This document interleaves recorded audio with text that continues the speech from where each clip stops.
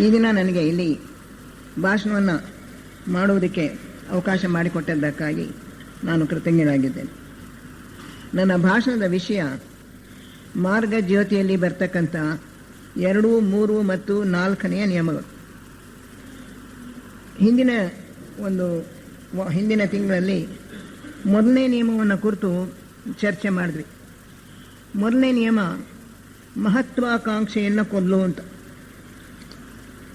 ಈ 2ನೇ ನಿಯಮ ಮತ್ತು 3ನೇ ನಿಯಮಗಳು ಕೂಡ ಆ 1ನೇ ನಿಯಮಕ್ಕೆ ಸಂಬಂಧಪಟ್ಟಿದೆ. ಇವು 3 ಸೇರಿ ಒಂದು ಗುಂಪು ಅಂತ ಲೆಡ್ಬಿಟರ್ ಅವರು ಹೇಳ್ತಾರೆ. ಈ 3 ಸೇರಿಸಿ 4ನೇ ನಿಯಮ ಹೊಂದಿದೆ. ಅದನ್ನು ವೆನಿಷಿಯನ್ ಮಹಾತ್ಮರು ಅವರು ಬರೆದಿರ್ತಕ್ಕಂಥ ಸೇರಿಸಿರ್ತಕ್ಕಂಥ ಒಂದು ಟಿಪ್ಪಣಿ. ಈಗ 1ನೇ ನಿಯಮ ಮಹತ್ವಾಕಾಂಕ್ಷೆಯನ್ನು ಕೊಲ್ಲು, 2ನೇದು ಜೀವನದ ಮೇಲಿನ ಆಶೆಯನ್ನು ಕೊಲ್ಲು, 3ನೇದು ಸುಖಾಪೇಕ್ಷೆಯನ್ನು ಕೊಲ್ಲು. ಎಲ್ಲ ಬಹಳ ಹ್ರಸ್ವವಾಗಿರ್ತಕ್ಕಂಥ ನಿಯಮಗಳು, ಒಂದೊಂದೇ ಸಾಲು ತಾಳೆಗರಿಯಲ್ಲಿ ಬರೆದಿರ್ತಕ್ಕಂಥದ್ದು. ಬಹಳ ಪುರಾತನವಾದಂಥ ಗ್ರಂಥ ಅದು. ಅದರ ಯಾವ ಕಾಲ ಅನ್ನೋದನ್ನು ಇದುವರೆಗೂ ನಮಗೂ ತಿಳಿದಿಲ್ಲ ಅಂಥೇಳಿ ಲೆಡ್ಬಿಟರ್ ಅವರು ಬರೀತಾರೆ. ಅದರಲ್ಲಿ ಅದಿರ್ತಕ್ಕಂಥದ್ದು ಬಹಳ ಪುರಾತನವಾದಂಥ ಒಂದು ಸಂಸ್ಕೃತ ಭಾಷೆ. 15 ನಿಯಮಗಳು ಒರಿಜಿನಲ್ ಆಗಿದ್ದದ್ದು. ಅದಕ್ಕೆ ಇವರು ವೆನಿಷಿಯನ್ ಮಾಸ್ಟರು ಕೆಲವು ನಿಯಮಗಳನ್ನು ಸೇರಿಸಿದ್ದಾರೆ. ಒಟ್ಟು ಆ ಎಲ್ಲ ನಿಯಮಗಳನ್ನು ಕೂಡ ಮಾರ್ಗ ಜ್ಯೋತಿ ಅದರಲ್ಲಿ ಪ್ರಕಟವಾಗಿದೆ. ಜೊತೆಗೆ ಅದರ ಮೇಲೆ ಲೆಡ್ಬಿಟರ್ ಅವರು, ಆನಿ ಬೆಸೆಂಟ್ ಅವರು ವ್ಯಾಖ್ಯಾನ ಮಾಡಿದ್ದಾರೆ. ಆ ವ್ಯಾಖ್ಯಾನ, ಮಾರ್ಗ ಜ್ಯೋತಿ ಟೆಕ್ಸ್ಟು ಎಲ್ಲನೂ ಈಗ ಮುದ್ರಣಕ್ಕೆ ಕೊಟ್ಟಿದ್ದೇವೆ. ಇನ್ನು ಕೆಲವು ತಿಂಗಳಲ್ಲಿ ಮುದ್ರಣ ಪೂರ್ತಿಯಾಗತ್ತೆ. 1ನೇ ಭಾಗವನ್ನು ಈಗಾಗಲೇ ರಾಚಪ್ಪನವರು ತರ್ಜುಮೆ ಮಾಡಿದರು. 2ನೇ ಭಾಗವನ್ನು ತರ್ಜುಮೆ ಮಾಡಿ 1ನೇ ಭಾಗವನ್ನು ಪುನಃ ತರ್ಜುಮೆ ಮಾಡಿ ಪ್ರಕಟಣೆ ಮಾಡ್ತಾ ಇದ್ದೀವಿ. ಈಗ ಮಹತ್ವಾಕಾಂಕ್ಷೆಯನ್ನು ಕೊಲ್ಲು, ಅದಕ್ಕೆ ವೆನಿಷಿಯನ್ ಅವರು ಬರೆದಿರ್ತಕ್ಕಂಥ ಟಿಪ್ಪಣಿ. ಆದರೆ ಮಹತ್ವಾಕಾಂಕ್ಷೆಯುಳ್ಳವರು ಕೆಲಸ ಮಾಡುವಂತೆ ಕೆಲಸ ಮಾಡು. ಮಹತ್ವಾಕಾಂಕ್ಷೆ ಕೊಲ್ಲಬೇಕು, ಆದರೆ ಮಹತ್ವಾಕಾಂಕ್ಷೆ ಆಂಬಿಷನ್ ಅದಿರೋರು ಹೇಗೆ ಕೆಲಸ ಮಾಡ್ತಾರೋ ಅದೇ ಥರ ಕೆಲಸ ಮಾಡಬೇಕಂತ. ಅದೇ ರೀತಿ 2ನೇ ನಿಯಮ ಸುಖಾಪೇಕ್ಷೆಯನ್ನು ಕೊಲ್ಲು, ಆದರೆ ಜೀವನದ ಮೇಲಿನ ಆಶೆಯನ್ನು ಕೊಲ್ಲು. ಆದರೆ ಜೀವನದ ಮೇಲೆ ಆಶೆ ಇರುವವರು ಅದಕ್ಕೆ ಹೇಗೆ ಮನ್ನಣೆ ಕೊಡುತ್ತಾರೋ ನೀನು ಹಾಗೆ ಮನ್ನಣೆ ಕೊಡು. 3ನೇದು ಸುಖಾಪೇಕ್ಷೆಯನ್ನು ಕೊಲ್ಲು, ಆದರೆ ಸುಖಾಪೇಕ್ಷೆ ಇರತಕ್ಕಂಥವರು ಹೇಗೆ ಸುಖಿಯಾಗಿರ್ತಾರೋ ನೀನು ಹಾಗೆ ಸುಖಿಯಾಗಿರು. ಅದರಿಂದ ಇದು ಒಂದೊಂದಕ್ಕೂ ಕೂಡ ಅದನ್ನು ಸೇರಿಸ್ಕೊಂಡ್ರೆ ಅದು ಪೂರ್ತಿ ಅರ್ಥ ನಮಗೆ ಬರೋದು. ಇಲ್ಲಾಂದರೆ ಬರೀ ಮಹತ್ವಾಕಾಂಕ್ಷೆ ಕೊಲ್ಲು, ಜೀವನದ ಮೇಲಿನ ಆಶೆಯನ್ನು ಕೊಲ್ಲು, ಸುಖಾಪೇಕ್ಷೆಯನ್ನು ಕೊಲ್ಲು ಅಂತ ಹೇಳಿದರೆ ಎಲ್ಲ ಬರೀ ಋಣಾತ್ಮಕವಾಗಿರ್ತಕ್ಕಂಥದ್ದಾಯಿತು. ಕೊಂಡ್ಬಿಟ್ಟ ಮೇಲೆ ಆಮೇಲೆ ನಾವು ಏನು ಮಾಡಬೇಕು? ಮಹತ್ವಾಕಾಂಕ್ಷೆ ಇಲ್ಲದೆ ಇರ್ತಕ್ಕಂಥವ್ರು ಹೇಗೆ ಜೀವನ ಮಾಡ್ತಾರೆ? ಈಗ ಆ್ಯಂಬಿಷನ್ ಅನ್ನೋದು ಎಲ್ಲೆಲ್ಲೂ ಕೂಡ ಬಹಳ ತಾಂಡವವಾಡ್ತಾ ಇದೆ. ನಾವು ನೋಡ್ತೀವಿ ಇಂದಿನ ಜಗತ್ತಿನಲ್ಲಿ. ಒಬ್ಬ ಚಿಕ್ಕ ಹುಡುಗನ್ನು ಕೇಳಿದ್ರೆ ನೀನು ಮುಂದೆ ಏನಾಗ್ತೀಯ ಅಂದರೆ ನಾನೊಬ್ಬ ಡಾಕ್ಟರ್ ಆಗ್ತೀನಿ, ಇಲ್ಲ ಎಂಜಿನಿಯರ್ ಆಗ್ತೀನಿ, ಸಾಫ್ಟ್ವೇರ್ ಇಂಜಿನಿಯರ್ ಆಗ್ತೀನಿ ಅಂತಲೇ ಹೇಳ್ತಾನೆ.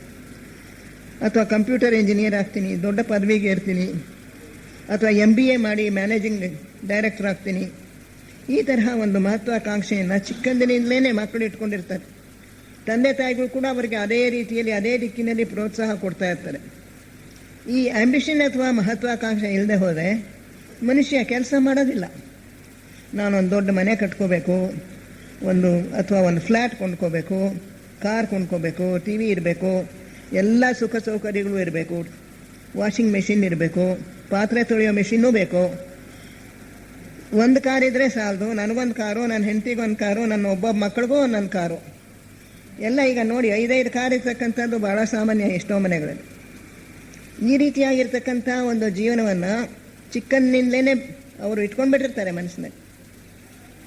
ಆಮೇಲೆ ರಜಾ ಬಂದಾಗ ಗೋವಾಗೆ ಹೋಗಬೇಕು, ಅಥವಾ ಮಾಲ್ಡೀವ್ಸ್ಗೆ ಹೋಗಬೇಕು, ಅಥವಾ ಯುರೋಪ್ ಟೂರ್ ಹೋಗಬೇಕು, ಅಥವಾ ಅಮೆರಿಕಾ ಟೂರ್ ಹೋಗಬೇಕು.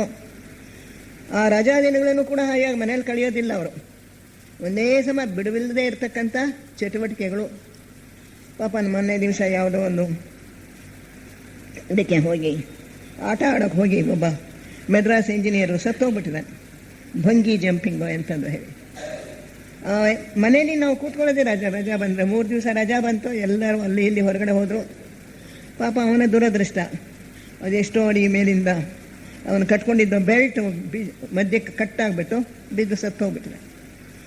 ಇದೆಲ್ಲ ಆಟ ಆಡೋದು ಅಥವಾ ಬೇರೆ ಒಂದು ಸ್ಪರ್ಧೆಗಳು.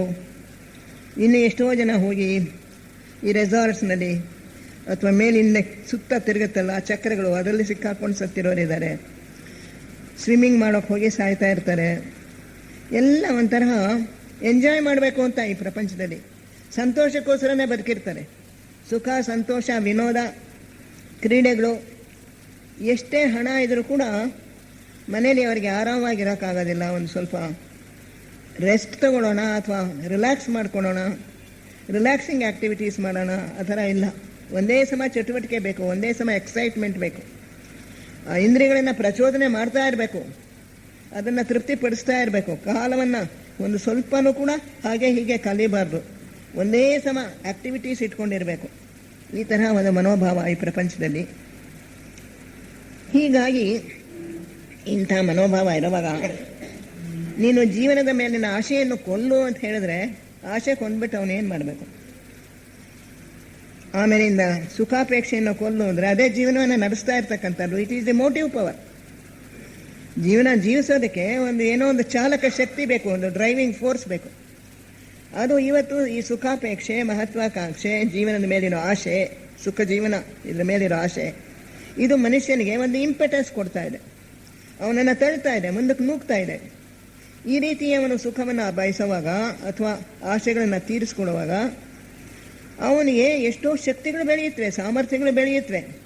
ಕಷ್ಟಪಟ್ಟು ಕೆಲಸ ಮಾಡೋ ಒಂದು ಎಬಿಲಿಟಿ, ಆ ಒಂದು ಸಾಮರ್ಥ್ಯ ಅವನಲ್ಲಿ ಬೆಳೆಯುತ್ತೆ. ನಿದ್ದೆ ಕೆಟ್ಟು ಕೂಡ ಅವನು ಕೆಲಸ ಮಾಡ್ತಾನೆ. ಬೆಳಗ್ಗಿಂದ ರಾತ್ರಿವರೆಗೂ ದುಡಿತಾರೆ ಸಾಫ್ಟ್ವೇರ್ ಇಂಜಿನಿಯರ್ಸು, ರೆಸ್ಟೇ ಇಲ್ಲ. ಶನಿವಾರ ಭಾನುವಾರ ಮಾತ್ರ ರೆಸ್ಟು. ಈ ತರಹ ಬಿಡುವಿಲ್ಲದ ಒಂದು ಕಾರ್ಯಕ್ರಮ ಮಾಡೋದ್ರಿಂದ ಯಾಕೆ ಮಾಡ್ತಾರೆ? ಹಣ ಸಂಪಾದನೆ ಮಾಡಬೇಕು, ಸುಖವಾಗಿರಬೇಕು ಅನ್ನೋದಕ್ಕೋಸ್ಕರ ಮಾಡ್ತಾರೆ. ಆ ಹಣ ಸಂಪಾದನೆ ಸುಖ ಇಲ್ಲ ಅಂತ ಹೇಳಿದ್ರೆ ಅವ್ರು ಯಾಕೆ ಕೆಲಸ ಮಾಡ್ತಾರೆ? ಅದರಿಂದ ನಮ್ಮನ್ನ ಜೀವನದಲ್ಲಿ ನೂಗ್ತಾ ಇರೋದು, ಮುಂದಕ್ಕೆ ತಳ್ತಾ ಇರ್ತಕ್ಕಂಥದ್ದು ಈ ಆಶೆಗಳು, ಮಹತ್ವಾಕಾಂಕ್ಷೆ, ಸುಖದ ಅಪೇಕ್ಷೆ. ಇವನ್ನೆಲ್ಲ ಕೊಂದುಬಿಟ್ರೆ, ನಾಶ ಮಾಡಿಬಿಟ್ರೆ ಮನುಷ್ಯನಿಗೆ ಯಾವುದು ಕೂಡ ಪ್ರೇರಕ ಶಕ್ತಿ ಇರೋದಿಲ್ಲ. ಅದಕ್ಕೋಸ್ಕರ ವೆನಿಷಿಯನ್ ಮಾಸ್ಟರ್ ಹೇಳ್ತಾರೆ, ಮಹತ್ವಾಕಾಂಕ್ಷೆ ಕೊಂದರೂ ಕೂಡ ಕೊಲ್ಲಬೇಕು. ಅದೇ ಮಹತ್ವಾಕಾಂಕ್ಷೆ ಇರೋರು ಹಾಗೆ ನೀನು ಕೆಲಸ ಮಾಡಬೇಕು.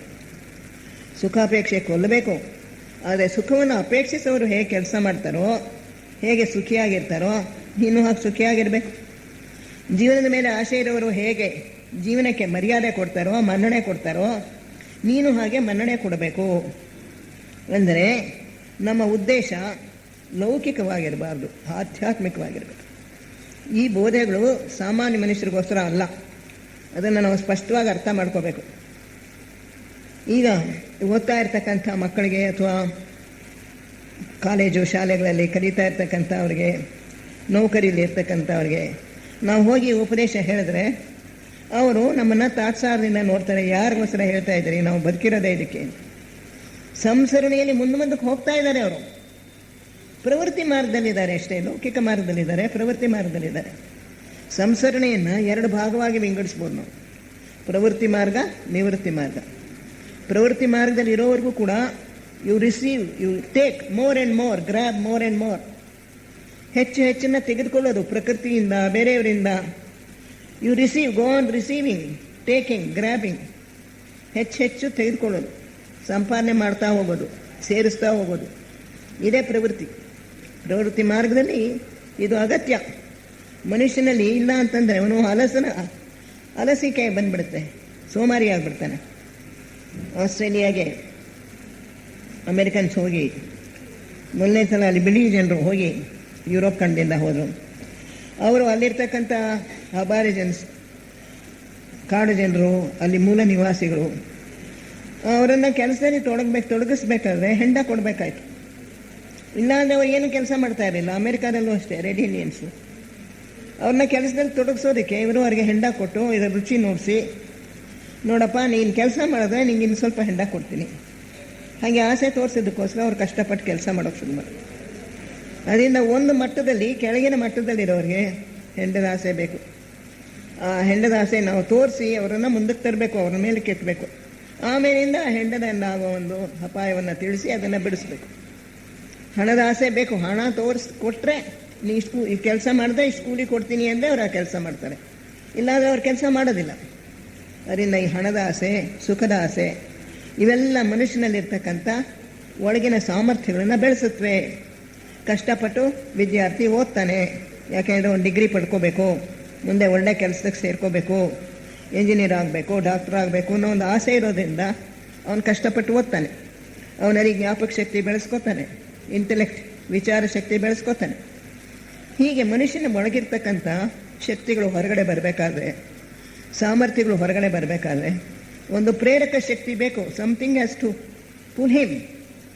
ಅವನು ಕೆಲಸದಲ್ಲಿ ತೊಡಗೋ ಹಾಗೆ ಅವನನ್ನು ಎಬ್ಬಿಸ್ಬೇಕು, ನಡೆಸ್ಕೊಂಡು ಹೋಗಬೇಕು, ನೂಕಬೇಕು. ಅಂಥದಕ್ಕೆ ಈ ಆಸೆಗಳೆಲ್ಲ ಬೇಕು. ಅದರಿಂದ ಎಲ್ಲಿವರೆಗೆ ಮನುಷ್ಯ ಪ್ರವೃತ್ತಿ ಮಾರ್ಗದಲ್ಲಿ ಇರ್ತಾನೋ ಅಲ್ಲಿವರೆಗೂ ಕೂಡ ಮಹತ್ವಾಕಾಂಕ್ಷೆ ಅಗತ್ಯ, ಆಸೆಗಳು ಅಗತ್ಯ, ಸುಖಾಪೇಕ್ಷೆನೂ ಅಗತ್ಯ. ಹಾಗಾದರೆ ಇದೆಲ್ಲ ಯಾರಿಗೋಸ್ಕರ ಹೇಳ್ತಾ ಇದ್ದಾರೆ ನಿಯಮಗಳು? ಈ ನಿಯಮಗಳನ್ನೆಲ್ಲ ಹೇಳಿರೋದು ಶಿಷ್ಯರಿಗಾಗಿ. ಇವುಗಳನ್ನು ಪ್ರಾರಂಭದಲ್ಲೇ ಪೀಠಿಕೆಯಲ್ಲೇ ಬರೆದುಬಿಟ್ಟಿದ್ದಾರೆ. ಇವು ಶಿಷ್ಯರಿಗಾಗಿ ಬರೆಯಲ್ಪಟ್ಟಿವೆ. ಅಧ್ಯಾತ್ಮ ಮಾರ್ಗದಲ್ಲಿ ಇರ್ತಕ್ಕಂಥವ್ರಿಗೆ, ಗುರುಗಳ ಶಿಷ್ಯರಾಗಿರ್ತಕ್ಕಂಥವ್ರಿಗೆ ಇದು. ಇನ್ನೂ ಶಿಷ್ಯತ್ವ ಸ್ವೀಕರಿಸದೇ ಇರೋರಿಗೂ ಅಲ್ಲ, ಶಿಷ್ಯತ್ವ ಈಗಾಗಲೇ ಬಂದುಬಿಟ್ಟಿದೆ ಅಂಥವ್ರಿಗೋಸ್ಕರ ಬರೆದಿರ್ತಕ್ಕಂಥದ್ದು ಮಾರ್ಗಜ್ಯೋತಿ. ಅದರಿಂದ ಇದು ನಿವೃತ್ತಿ ಮಾರ್ಗದಲ್ಲಿ ಬಹಳ ಮಟ್ಟಿಗೆ ಮುಂದಕ್ಕೆ ಹೋಗಿರ್ತಕ್ಕಂಥವ್ರಿಗೆ ಅನ್ವಯವಾಗ್ತಕ್ಕಂಥದ್ದು. ಇನ್ನೂ ಆಗ್ತಾನೆ ನಿವೃತ್ತಿ ಮಾರ್ಗಕ್ಕೆ ಪ್ರವೇಶ ಮಾಡಿರೋರಿಗೂ ಅಲ್ಲ, ನಿವೃತ್ತಿ ಮಾರ್ಗದಲ್ಲಿ ಬಹುದೂರ ಕ್ರಮಿಸಿರ್ತಕ್ಕಂಥವ್ರಿಗೆ, ಶಿಷ್ಯತ್ವಕ್ಕೆ ಹತ್ತಿರ ಬಂದಿರತಕ್ಕಂಥವ್ರಿಗೆ ಅಥವಾ ಶಿಷ್ಯರಾಗಿರ್ತಕ್ಕಂಥವ್ರಿಗೆ ಅನ್ವಯವಾಗ್ತಕ್ಕಂಥ ನಿಯಮಗಳು. ಆದ್ದರಿಂದ ಇವುಗಳನ್ನ ನಾವು ಆ ದೃಷ್ಟಿಯಿಂದ ತಿಳ್ಕೊಳ್ಬೇಕು, ಸಾಮಾನ್ಯ ಮನುಷ್ಯರಿಗೆ ಅಂತ ನಾವು ಖಂಡಿತವಾಗಿಯೂ ಭಾವಿಸಬಾರ್ದು. ಅದರಿಂದ ಶಿಷ್ಯನ ದೃಷ್ಟಿಯಿಂದ ನಾವು ನೋಡಿದ್ರೆ ಮಹತ್ವಾಕಾಂಕ್ಷೆಯನ್ನು ಕೊಲ್ಲುವಂದ್ರೇನು? ಮಹತ್ವಾಕಾಂಕ್ಷೆ ನಾನಾ ರೂಪಗಳಲ್ಲಿರುತ್ತೆ. ಅಧಿಕಾರ ಬೇಕು ಅಂತ ಇರುತ್ತೆ, ಹಣ ಬೇಕು ಅಂತ ಇರುತ್ತೆ, ಅಥವಾ ಬೇರೆಯವರು ತನ್ನನ್ನು ಮೆಚ್ಕೋಬೇಕು, ಕೀರ್ತಿ ಬೇಕು, ಹೊಗಳಿಕೆ ಬೇಕು, ಹೀಗೆಲ್ಲ ಇರುತ್ತೆ ಮಹತ್ವಾಕಾಂಕ್ಷೆ. ಈ ಎಲ್ಲ ಮಹತ್ವಾಕಾಂಕ್ಷೆಗಳು ನಾವು ಕೊಂದು ಬಿಡಬೇಕು. ಯಾವಾಗಿರುತ್ತೆ ಮಹತ್ವಾಕಾಂಕ್ಷೆ, ಸುಖಾಪೇಕ್ಷೆ, ಜೀವನದ ಮೇಲೆ ಆಸೆ ಎಲ್ಲನೂ ಕೂಡ ಎಲ್ಲಿವರೆಗೂ ಕೂಡ ನಾವು ನಮ್ಮ ದೇಹಾತ್ಮಜ ಜೊತೆಗೆ ಏಕೀಕರಣ ಮಾಡ್ಕೊಂಡಿರ್ತೀವೋ, ಈ ದೇಹ, ನಮ್ಮ ಭಾವನೆಗಳು, ನಮ್ಮ ಮನಸ್ಸು ಇದೇ ನಾನು ಅನ್ನೋ ಒಂದು ಆ ದೇಹಾತ್ಮ ಭಾವ ನಮ್ಮಲ್ಲಿದ್ದರೆ ಅಲ್ಲಿವರೆಗೂ ಕೂಡ ನಮಗೆ ಈ ಮಹತ್ವಾಕಾಂಕ್ಷೆ ಇರುತ್ತೆ. ಕೆಳಗಿನ ಮಟ್ಟದ ಮಹತ್ವಾಕಾಂಕ್ಷೆಗಳು, ಅಧಿಕಾರ ಬೇಕು, ಹಣ ಬೇಕು, ಸುಖ ಬೇಕು ಅನ್ನೋದು ಎಲ್ಲ ಕೆಳಗಿನ ಮಟ್ಟದ ಆಕಾಂಕ್ಷೆಗಳು. ಇವೆಲ್ಲ ಯಾವಾಗಿರುತ್ತೆ? ಈ ನಾನು ಅನ್ನೋದು, ನಾನು ಅಂತ ಹೇಳಿದ್ರೆ not the higher self, the lower self. Lower self ಅಂದರೆ ದೇಹಾತ್ಮ. ದೇಹಾತ್ಮ ಅಂದರೆ ಏನೇನು ಹೇಳಿ? ದೇಹಾತ್ಮ ಅಂದರೆ ಸ್ಥೂಲ ದೇಹ, ಕಾಮದೇಹ, ರೂಪ ಮನೋದೇಹ, ಇದು ಮೂರು ಸೇರಿ ದೇಹಾತ್ಮ. ಈ ಮೂರು ಕೂಡ ಅಶಾಶ್ವತವಾದಂಥದ್ದು, ತಾತ್ಕಾಲಿಕವಾದಂಥದ್ದು, ಈ ಒಂದು ಜನ್ಮಕ್ಕೆ ಇರ್ತಕ್ಕಂಥದ್ದು, ಆಮೇಲೆ ಹೊರಟು ಹೋಗುತ್ತೆ. ಸ್ಥೂಲ ದೇಹ ಮೊದಲು ಸಾಯುತ್ತೆ.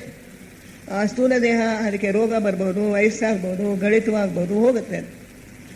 ಅದಾದ ಮೇಲೆ ಕೆಲವು ವರ್ಷಗಳ ಕಾಲ ನಾವು ಕಾಮಲೋಕದಲ್ಲಿರ್ತೇವೆ, ಕಾಮದೇಹನೂ ಸಾಯುತ್ತೆ. ಆಮೇಲೆ ಎಲ್ಲಿವರೆಗೆ ನಮ್ಮ ಸ್ವಾರ್ಥಯುತವಾಗಿರ್ತಕ್ಕಂಥ ಆಸೆಗಳು, ಆಲೋಚನೆಗಳು ಎಷ್ಟು ನಾವು ಈ ಜನ್ಮದಲ್ಲಿ ಮಾಡಿದ್ದೇವೆ, ಇದರ ಒಂದು ವೈಬ್ರೇಷನ್ಸ್, ಅದರ ಸ್ಪಂದಗಳು ನಿಂತು ಹೋಗುವವರೆಗೂ ಕೂಡ ಕಾಮದೇಹದಲ್ಲಿರ್ತೇವೆ.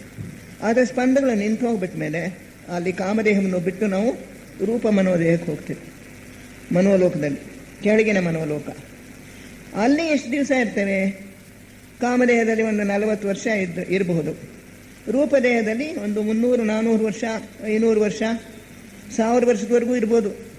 ನಮ್ಮ ನಿಸ್ವಾರ್ಥ ಆಲೋಚನೆಗಳು ಎಷ್ಟು ಮಾಡಿರ್ತೀವಿ, ಎಷ್ಟರ ಮಟ್ಟಿಗೆ ನಮ್ಮಲ್ಲಿ ಸ್ವಾರ್ಥತೆ ಇಲ್ಲ, very pure thoughts and pure emotions, ಪೂರ್ಣವಾಗಿ ಪರಿಶುದ್ಧವಾಗಿರ್ತಕ್ಕಂಥ ಭಾವನೆಗಳು ಮತ್ತು ಆಲೋಚನೆಗಳು ಎಷ್ಟು ಬೆಳೆಸ್ಕೊಂಡಿದ್ದೀವಿ ಈ ಜನ್ಮದಲ್ಲಿ, ಅದಷ್ಟು ಕೂಡ ಅಲ್ಲಿ ಫಲ ಕೊಡುತ್ತವೆ.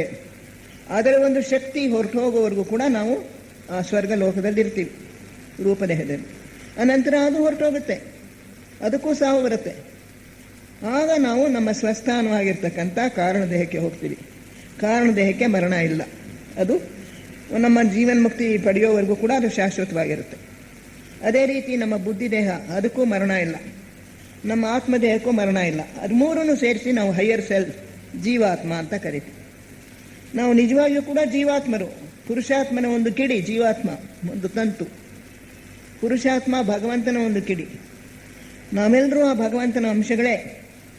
ಅವನಲ್ಲಿ ಏನೇನು ಸದ್ಗುಣಗಳು, ಸಾಮರ್ಥ್ಯಗಳು ಎಲ್ಲ ಇವೆಯೋ ಅದೆಲ್ಲ ನಮ್ಮ ಪುರುಷಾತ್ಮನಲ್ಲಿದೆ. ಆದರೆ ನಾವು ಆ ಪುರುಷಾತ್ಮರು ಅನ್ನೋ ಭಾವನೆ ನಮ್ಗೆ ಇಲ್ಲವೇ ಇಲ್ಲ. ವಿ ಹಾರ್ಡ್ಲಿ ನೋ ಅವರ್ ಪುರುಷಾತ್ಮ. ನಮ್ಮ ಪುರುಷಾತ್ಮನ ಪರಿಚಯವೇ ನಮಗಿಲ್ಲ. ಯಾಕೆಂದರೆ ಅವನಿರ್ತಕ್ಕಂಥದ್ದು ಬಹಳ ಉನ್ನತ ಲೋಕ, ಅನುಪಾದಕ ಲೋಕ. ಅವನ ಪ್ರಜ್ಞೆ ಇರ್ತಕ್ಕಂಥದ್ದು ಬಹಳ ಉನ್ನತ ಮಟ್ಟ. ನಮ್ಮ ಪ್ರಜ್ಞೆ ಇರೋದು ಕೆಳಗಿನ ಲೋಕದಲ್ಲಿ. ಆದ್ದರಿಂದ ನಮಗೆ ಅವನ ಒಂದು ಪರಿಚಯ ಇಲ್ಲ, ಅವನ ಅರಿವಿಲ್ಲ, ಅವನಿದ್ದಾನೆ ಅನ್ನೋದು ನಮಗಿಲ್ಲ.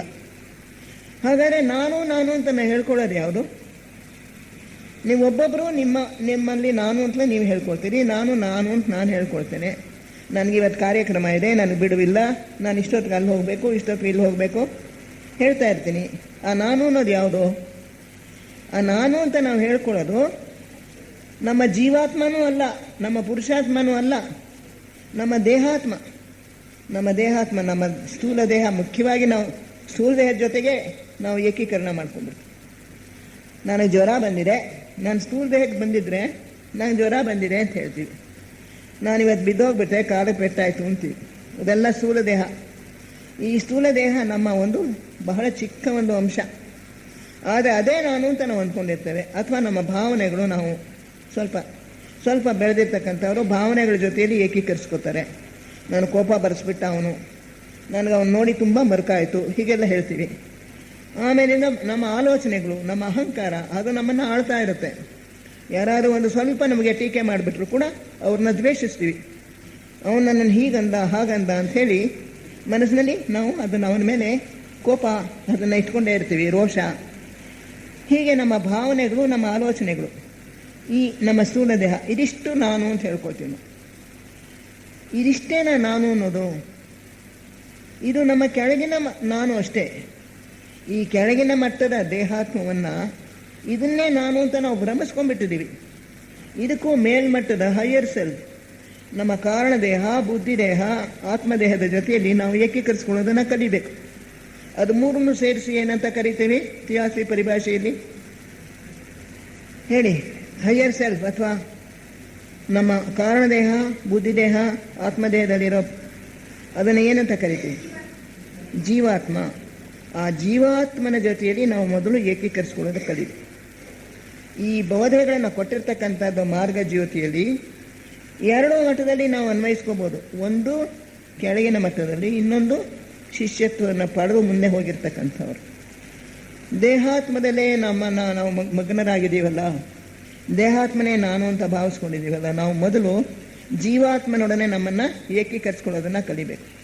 ಜೀವಾತ್ಮನ ದೃಷ್ಟಿಯಿಂದ ಜೀವಿಸೋದನ್ನು ಕಲಿಬೇಕು. ಅದಕ್ಕೂ ಮೇಲ್ಪಟ್ಟವರು, ಯೋಗ ಮಾರ್ಗವನ್ನು ಈಗಾಗಲೇ ಪ್ರವೇಶಿಸಿರ್ತಕ್ಕಂಥವ್ರು, ಮೊದಲನೇ ದೀಕ್ಷೆ ಅಂತ ಅದನ್ನು ಪಡೆದಿರ್ತಕ್ಕಂಥವ್ರು, ಅವರು ಜೀವಾತ್ಮನ ಜೊತೆಯಲ್ಲಿಯೂ ಕೂಡ ಏಕೀಕರಿಸ್ಕೊಳ್ಬಾರ್ದು. ಪುರುಷಾತ್ಮನ ಜೊತೆಯಲ್ಲಿ ತಮ್ಮನ್ನು ಏಕೀಕರಿಸ್ಕೊಳ್ಬೇಕು. ಆನಂತರ ಜೀವನ್ಮುಕ್ತರಾಗ್ಬಿಟ್ಟ ಮೇಲೆ ಪುರುಷಾತ್ಮನ ಜೊತೆಯಲ್ಲಿಯೂ ಏಕೀಕರಿಸ್ಕೊಳ್ಬಾರ್ದಂತೆ ಅವರು ನೇರಾಗಿ ಸೋಲಾರ್ ಲೋಗಾಸ್, ಸೌರ ಬ್ರಹ್ಮಾಂಡ ಈಶ್ವರನ ಜೊತೆಯಲ್ಲಿ ತಮ್ಮನ್ನು ಏಕೀಕರಿಸ್ಕೊಳ್ಬೇಕು. ಅವನೇ ನಾನು ಅನ್ನೋ ಒಂದು ಭಾವನೆಯನ್ನು ಅವ್ರು ಪಡ್ಕೋಬೇಕು. ಹೀಗೆ ಮೂರು ಮಟ್ಟಗಳಲ್ಲಿ ಇದನ್ನು ಅರ್ಥ ಮಾಡ್ಕೋಬೋದು ಅಂಥೇಳಿ ಲೆಡ್ಬಿಟರ್ ಅವರು ಹೇಳ್ತಾರೆ. ಈಗ ನಮ್ಮ ಮಟ್ಟದಲ್ಲಿ ನಾವು ಅರ್ಥ ಮಾಡ್ಕೊಳ್ಳೋಣ. ದೇಹಾತ್ಮ ಭಾವವನ್ನು ನಾವು ಬಿಡಬೇಕು. ಅಂದರೆ ಮೊದಲು ನಾವು ಆಲೋಚನೆ ಮಾಡ್ಕೋಬೇಕು. ನನ್ನ ಸ್ಥೂಲ ದೇಹ ಇದು ಸ್ವಲ್ಪ ದಿನ ಇರುತ್ತೆ, ಹೊರಟೋಗುತ್ತೆ. ನನ್ನ ಭಾವನೆಗಳು ಅದು ಬದಲಾಗ್ತಾ ಇರುತ್ತೆ, ಯೋಚನೆಗಳು ಬದಲಾಗ್ತಾ ಇರುತ್ತೆ. ಇವೆಲ್ಲವೂ ಕೂಡ ನಶ್ವರ, ಅಶಾಶ್ವತ. ಅಶಾಶ್ವತವಾದಂಥದ್ದು ಸತ್ಯ ಅಲ್ಲ. ಸತ್ಯ ಅಂತಕ್ಕಂಥದ್ದು ಶಾಶ್ವತವಾಗಿರ್ತಕ್ಕಂಥದ್ದು. ಆದ್ದರಿಂದ ಇವು ಮೂರು ನಾನಲ್ಲ. ಆ ನಿಜವಾದ ನಾನು ಅನ್ನೋದು, ಶಾಶ್ವತವಾಗಿರ್ತಕ್ಕಂಥ ನಾನು ಅನ್ನೋದು, ಇದು ಮೂರು ಅಲ್ಲ. ಹೀಗೆ ನಾವು ವಿಚಾರ ಮಾಡ್ಕೋಬೇಕು. ವಿಚಾರ ಮಾರ್ಗದಲ್ಲಿ ಕ್ರಮೇಣ ತಿಳ್ಕೊಂಡು ನಮ್ಮ ಅನುಭವದಿಂದಲೂ ನಾವು ಪಾಠ ಕಲಿತು, ಯಾರನ್ನಾದರೂ ಬೈದು ಬಿಟ್ಟ ಮೇಲೆ ನಮಗೇನಾಗುತ್ತೆ? ಮನಸ್ಸಿನಲ್ಲಿ ಪಶ್ಚಾತ್ತಾಪ ಆಗುತ್ತೆ. ಬೈಯೋವಾಗ ಬೈದು ಬಿಡ್ತೀವಿ, ಹೊಡೆಯೋವಾಗ ಮಕ್ಕಳನ್ನ ಹೊಡೆದು ಬಿಡ್ತೀವಿ. ಆಮೇಲೆ ಅಯ್ಯೋ ನಾನು ಯಾಕೆ ಇಂಥ ತಪ್ಪು ಕೆಲಸ ಮಾಡಿದೆ, ನನ್ನ ವಿವೇಕ ಇಲ್ಲಿ ಹೋಗ್ಬಿಟ್ಟಿತ್ತು ಅಂಥೇಳಿ ಪಶ್ಚಾತ್ತಾಪ ಪಡ್ತೀವಿ. ನಮಗೆ ನಿಜವಾಗಿಯೂ ಕೂಡ ಅಂಥ ಪಶ್ಚಾತ್ತಾಪ ಆಗಿದ್ರೆ ನಾವು ಹೋಗಿ ಅವ್ರ ಕ್ಷಮೆ ಕೇಳ್ತೀವಿ, ನಾನು ಮಾಡಿದ ತಪ್ಪಾಯಿತು, ದಯವಿಟ್ಟು ಕ್ಷಮಿಸಿ. ಈ ರೀತಿಯಾಗಿ ನಾವು ಅವಿವೇಕದಿಂದ ಮಾಡುವಂಥದ್ದು ನಮ್ಮ ದೇಹಾತ್ಮ, ನಮ್ಮ ಅಹಂಕಾರ, ನಾನು ಅನ್ನೋದು pride, the one which is residing firmly in our lower mind. ನಮ್ಮ ರೂಪದೇಹದಲ್ಲಿ ಸ್ಥಾಪನೆ ಮಾಡ್ಕೊಂಡ್ಬಿಟ್ಟಿದೆ ಈ ನಾನು ಅನ್ನೋದು. ಆ ನಾನು ಅನ್ನೋದ್ರ ಜೊತೆಯಲ್ಲಿ ನಾವು ಏಕೀಕರಿಸ್ಕೊಂಡಿರೋದ್ರಿಂದ ನಾವು ತಪ್ಪು ಮಾರ್ಗದಲ್ಲಿ ಹೋಗ್ತೇವೆ, ಸುಖವನ್ನು ಅಪೇಕ್ಷಿಸ್ತೇವೆ, ಹಣನ ಅಪೇಕ್ಷಿಸ್ತೇವೆ, ಅಧಿಕಾರ ಅಪೇಕ್ಷಿಸ್ತೇವೆ, ಮನೆ ಬೇಕು, ಮಠ ಬೇಕು, ಮತ್ತು ಕಾರ್ ಬೇಕು, ಬಂಗ್ಲೆ ಬೇಕು, ಅಧಿಕಾರ ಬೇಕು, ಇದನ್ನೆಲ್ಲ ಬಯಸ್ತಕ್ಕಂಥದ್ದು ನಮ್ಮ ದೇಹಾತ್ಮ, ಈ ನಾನು ಅನ್ನೋದು. ಆದ್ದರಿಂದ ಯಾವಾಗ ಈ ನಾನು ಅನ್ನೋದನ್ನು ನಾವು ಇದಲ್ಲ ನಾನು ಅಂತ, ಈ ದೇಹಾತ್ಮ ನಾನಲ್ಲ ಅನ್ನೋ ಒಂದು ರಿಯಲೈಸೇಷನ್, ಅರಿವು ನಮ್ಮಲ್ಲಿ ಸ್ಪಷ್ಟವಾಗಿ ಮೂಡಿದ್ರೆ ಆಗ ನಾವು ಜೀವಾತ್ಮನ ಜೊತೆಯಲ್ಲಿ ಏಕೀಕರಿಸ್ಕೊಳ್ಳೋದನ್ನು ಪ್ರಾರಂಭ ಮಾಡ್ತೇವೆ. ಎಷ್ಟೋ ಜನ ಮಹಾರಾಜರು ನಾವು ನೋಡ್ತೀವಿ, ಕಥೆಗಳಲ್ಲಿ, ಪುರಾಣಗಳಲ್ಲಿ ಕೇಳಿದ್ದೀವಿ. ಚರಿತ್ರೆಯಲ್ಲೇ ನೋಡಿ, ಚಾಣಕ್ಯ ಬಹಳ ದೊಡ್ಡ ಮಂತ್ರಿಯಾಗಿದ್ದ, ಚಂದ್ರಗುಪ್ತ ಮಹಾರಾಜನಿಗೆ ಮಂತ್ರಿಯಾಗಿದ್ದ. ಅವನು ರಾಜಕಾರಣದಲ್ಲಿ ಇರೋವರೆಗೂ ಕೂಡ ಬಹಳ ಚೆನ್ನಾಗಿ ರಾಜಕಾರಣವನ್ನು ನಡೆಸ್ಕೊಂಡು ಹೋಗ್ತಾ ಇದ್ದ. ಶತ್ರುಗಳು ಬಂದಾಗ ಅವ್ರನ್ನ ಸೋಲಿಸ್ತಕ್ಕಂಥದ್ದು, ರಾಜನಿಗೆ ಏನು ಬುದ್ಧಿವಾದ ಹೇಳಬೇಕು ಅದನ್ನೆಲ್ಲ ಹೇಳೋದು ಎಲ್ಲ ಮಾಡ್ಕೊಂಡು ಹೋಗ್ತಾ ಇದ್ದ. ಆದರೆ ಒಂದು ಕಾಲ ಬಂದ ಮೇಲೆ ಅವನು ನಿವೃತ್ತನಾದ. ನಾನು ಈ ಸಲ ಮುಖ್ಯಮಂತ್ರಿ ಪದವಿಯಿಂದ ನಾನು ಹೊರಟು ಹೋಗ್ತಾ ಇದ್ದೀನಿ, ನನಗಿದು ಸಾಕಾಯಿತು, ಈ ಸಲ ಬೇರೆಯವ್ರನ್ನ ನೀನು ಇಟ್ಕೊ ಅಂತ ಹೇಳಿ ಬೇರೆಯವ್ರಿಗೆ ತನ್ನ ಅಧಿಕಾರವನ್ನು ಒಪ್ಪಿಸ್ಬಿಟ್ಟು ಅವನು ಕಾಡಿಗೆ ಹೊರಟೋಗ್ಬಿಟ್ಟು, ಕಾಡಿಗೆ ಹೋಗಿ ತನ್ನ ಪಾಡಿಗೆ ತಾನು ಚಿಂತನೆ ಮಾಡೋದು, ಧ್ಯಾನ ಮಾಡೋದು ಅದರಲ್ಲಿ ತೊಡಗಿದ್ದ. ಅಲ್ಲಿಗೆ ಅಲೆಕ್ಸಾಂಡರ್ ಬರ್ತಾನೆ, ನಾನು ಇವನ್ನ ಮೀಟ್ ಮಾಡಬೇಕು ಅಂತ ಹೇಳಿ. ಅಲೆಕ್ಸಾಂಡರ್ ನಾನು ಮೀಟ್ ಮಾಡಲ್ಲ, ನಾನು ನಿನ್ನನ್ನು ಭೇಟಿಗೆ ಆಗಲ್ಲ ಅಂತ ಹೇಳಿದ್ರು ಕೂಡ ಅವನು ಬಿಡೋದಿಲ್ಲ. ಅಲ್ಲಿಗೆ ಬಂದು ಅವನನ್ನು ನೋಡಿ ಆಶ್ಚರ್ಯಚಕಿತನಾಗ್ತಾನೆ.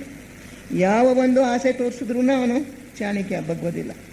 ನಂದಾಗೋಯ್ತು, ನೀನು ಹೋಗಪ್ಪ, ನಾನಿನ್ನು ಬರೋದಿಲ್ಲ ಅಂತ ಹೇಳ್ತಾನೆ. ಈ ರೀತಿ ಎಷ್ಟು ಜನ ಮಹಾರಾಜರು ಎಲ್ಲರೂ ಕೂಡ ಒಂದು ಕಾಲದಲ್ಲಿ ತಮ್ಮ ಮಗನಿಗೆ ಅಧಿಕಾರ ವಹಿಸಿಬಿಟ್ಟು ಅವರು ಕಾಡಿಗೆ ಹೋಗಿ ಧ್ಯಾನ ಚಿಂತನೆ ಇವುಗಳಲ್ಲೇ ತೊಡಗ್ತಾ ಇದ್ರು. ಹಾಗೆ ನಮ್ಮಲ್ಲಿ ಕೂಡ ಅನೇಕ ಮಹಾರಾಜರು ಹಿಂದಿನ ಕಾಲದಲ್ಲಿ ಕಾಡಿಗೆ ಹೋದಂಥ ನಿದರ್ಶನಗಳಿವೆ. ಈ ಒಂದು ವೈರಾಗ್ಯ ಬರುತ್ತೆ ಮನುಷ್ಯನಿಗೆ ಒಂದು ಮಟ್ಟದಲ್ಲಿ. ಇದೆಲ್ಲವೂ ಕೂಡ ನನಗೆ ಸಾಕು, ನಾನು ಈ ಸಲ ನನ್ನ ಆತ್ಮ ಏನು, ಆ ಭಗವಂತನ ನನ್ನ ಆತ್ಮದ ಸ್ವರೂಪ ಏನು, ನಾನು ಅಂತ ಹೇಳಿದ್ರೆ ಏನು ಅದನ್ನು ನಾನು ನನ್ನ ಆತ್ಮನನ್ನು ನಾನು ತಿಳ್ಕೊಳ್ಬೇಕು ಅನ್ನೋ ಒಂದು ಅನ್ವೇಷಣೆಯಲ್ಲಿ ಅವರು ತೊಡಗ್ತಾರೆ. ಆಗ ನಿವೃತ್ತಿ ಮಾರ್ಗ ಅಂತ ಹೇಳ್ತೀವಿ ನಾವು ಇದಕ್ಕೆ. ಇವೆಲ್ಲವೂ ಅಶಾಶ್ವತ, ತಾತ್ಕಾಲಿಕ, ಇದು ಬೇಡ ನನಗೆ ಅಂತ ಹೇಳಿ ನಿವೃತ್ತಿ ಮಾರ್ಗವನ್ನು ಪ್ರವೇಶ ಮಾಡಿದಂಥವರು ಅವರಿಗೆ ಮಹತ್ವಾಕಾಂಕ್ಷೆ ಅವರು ಬಿಡಬೇಕು.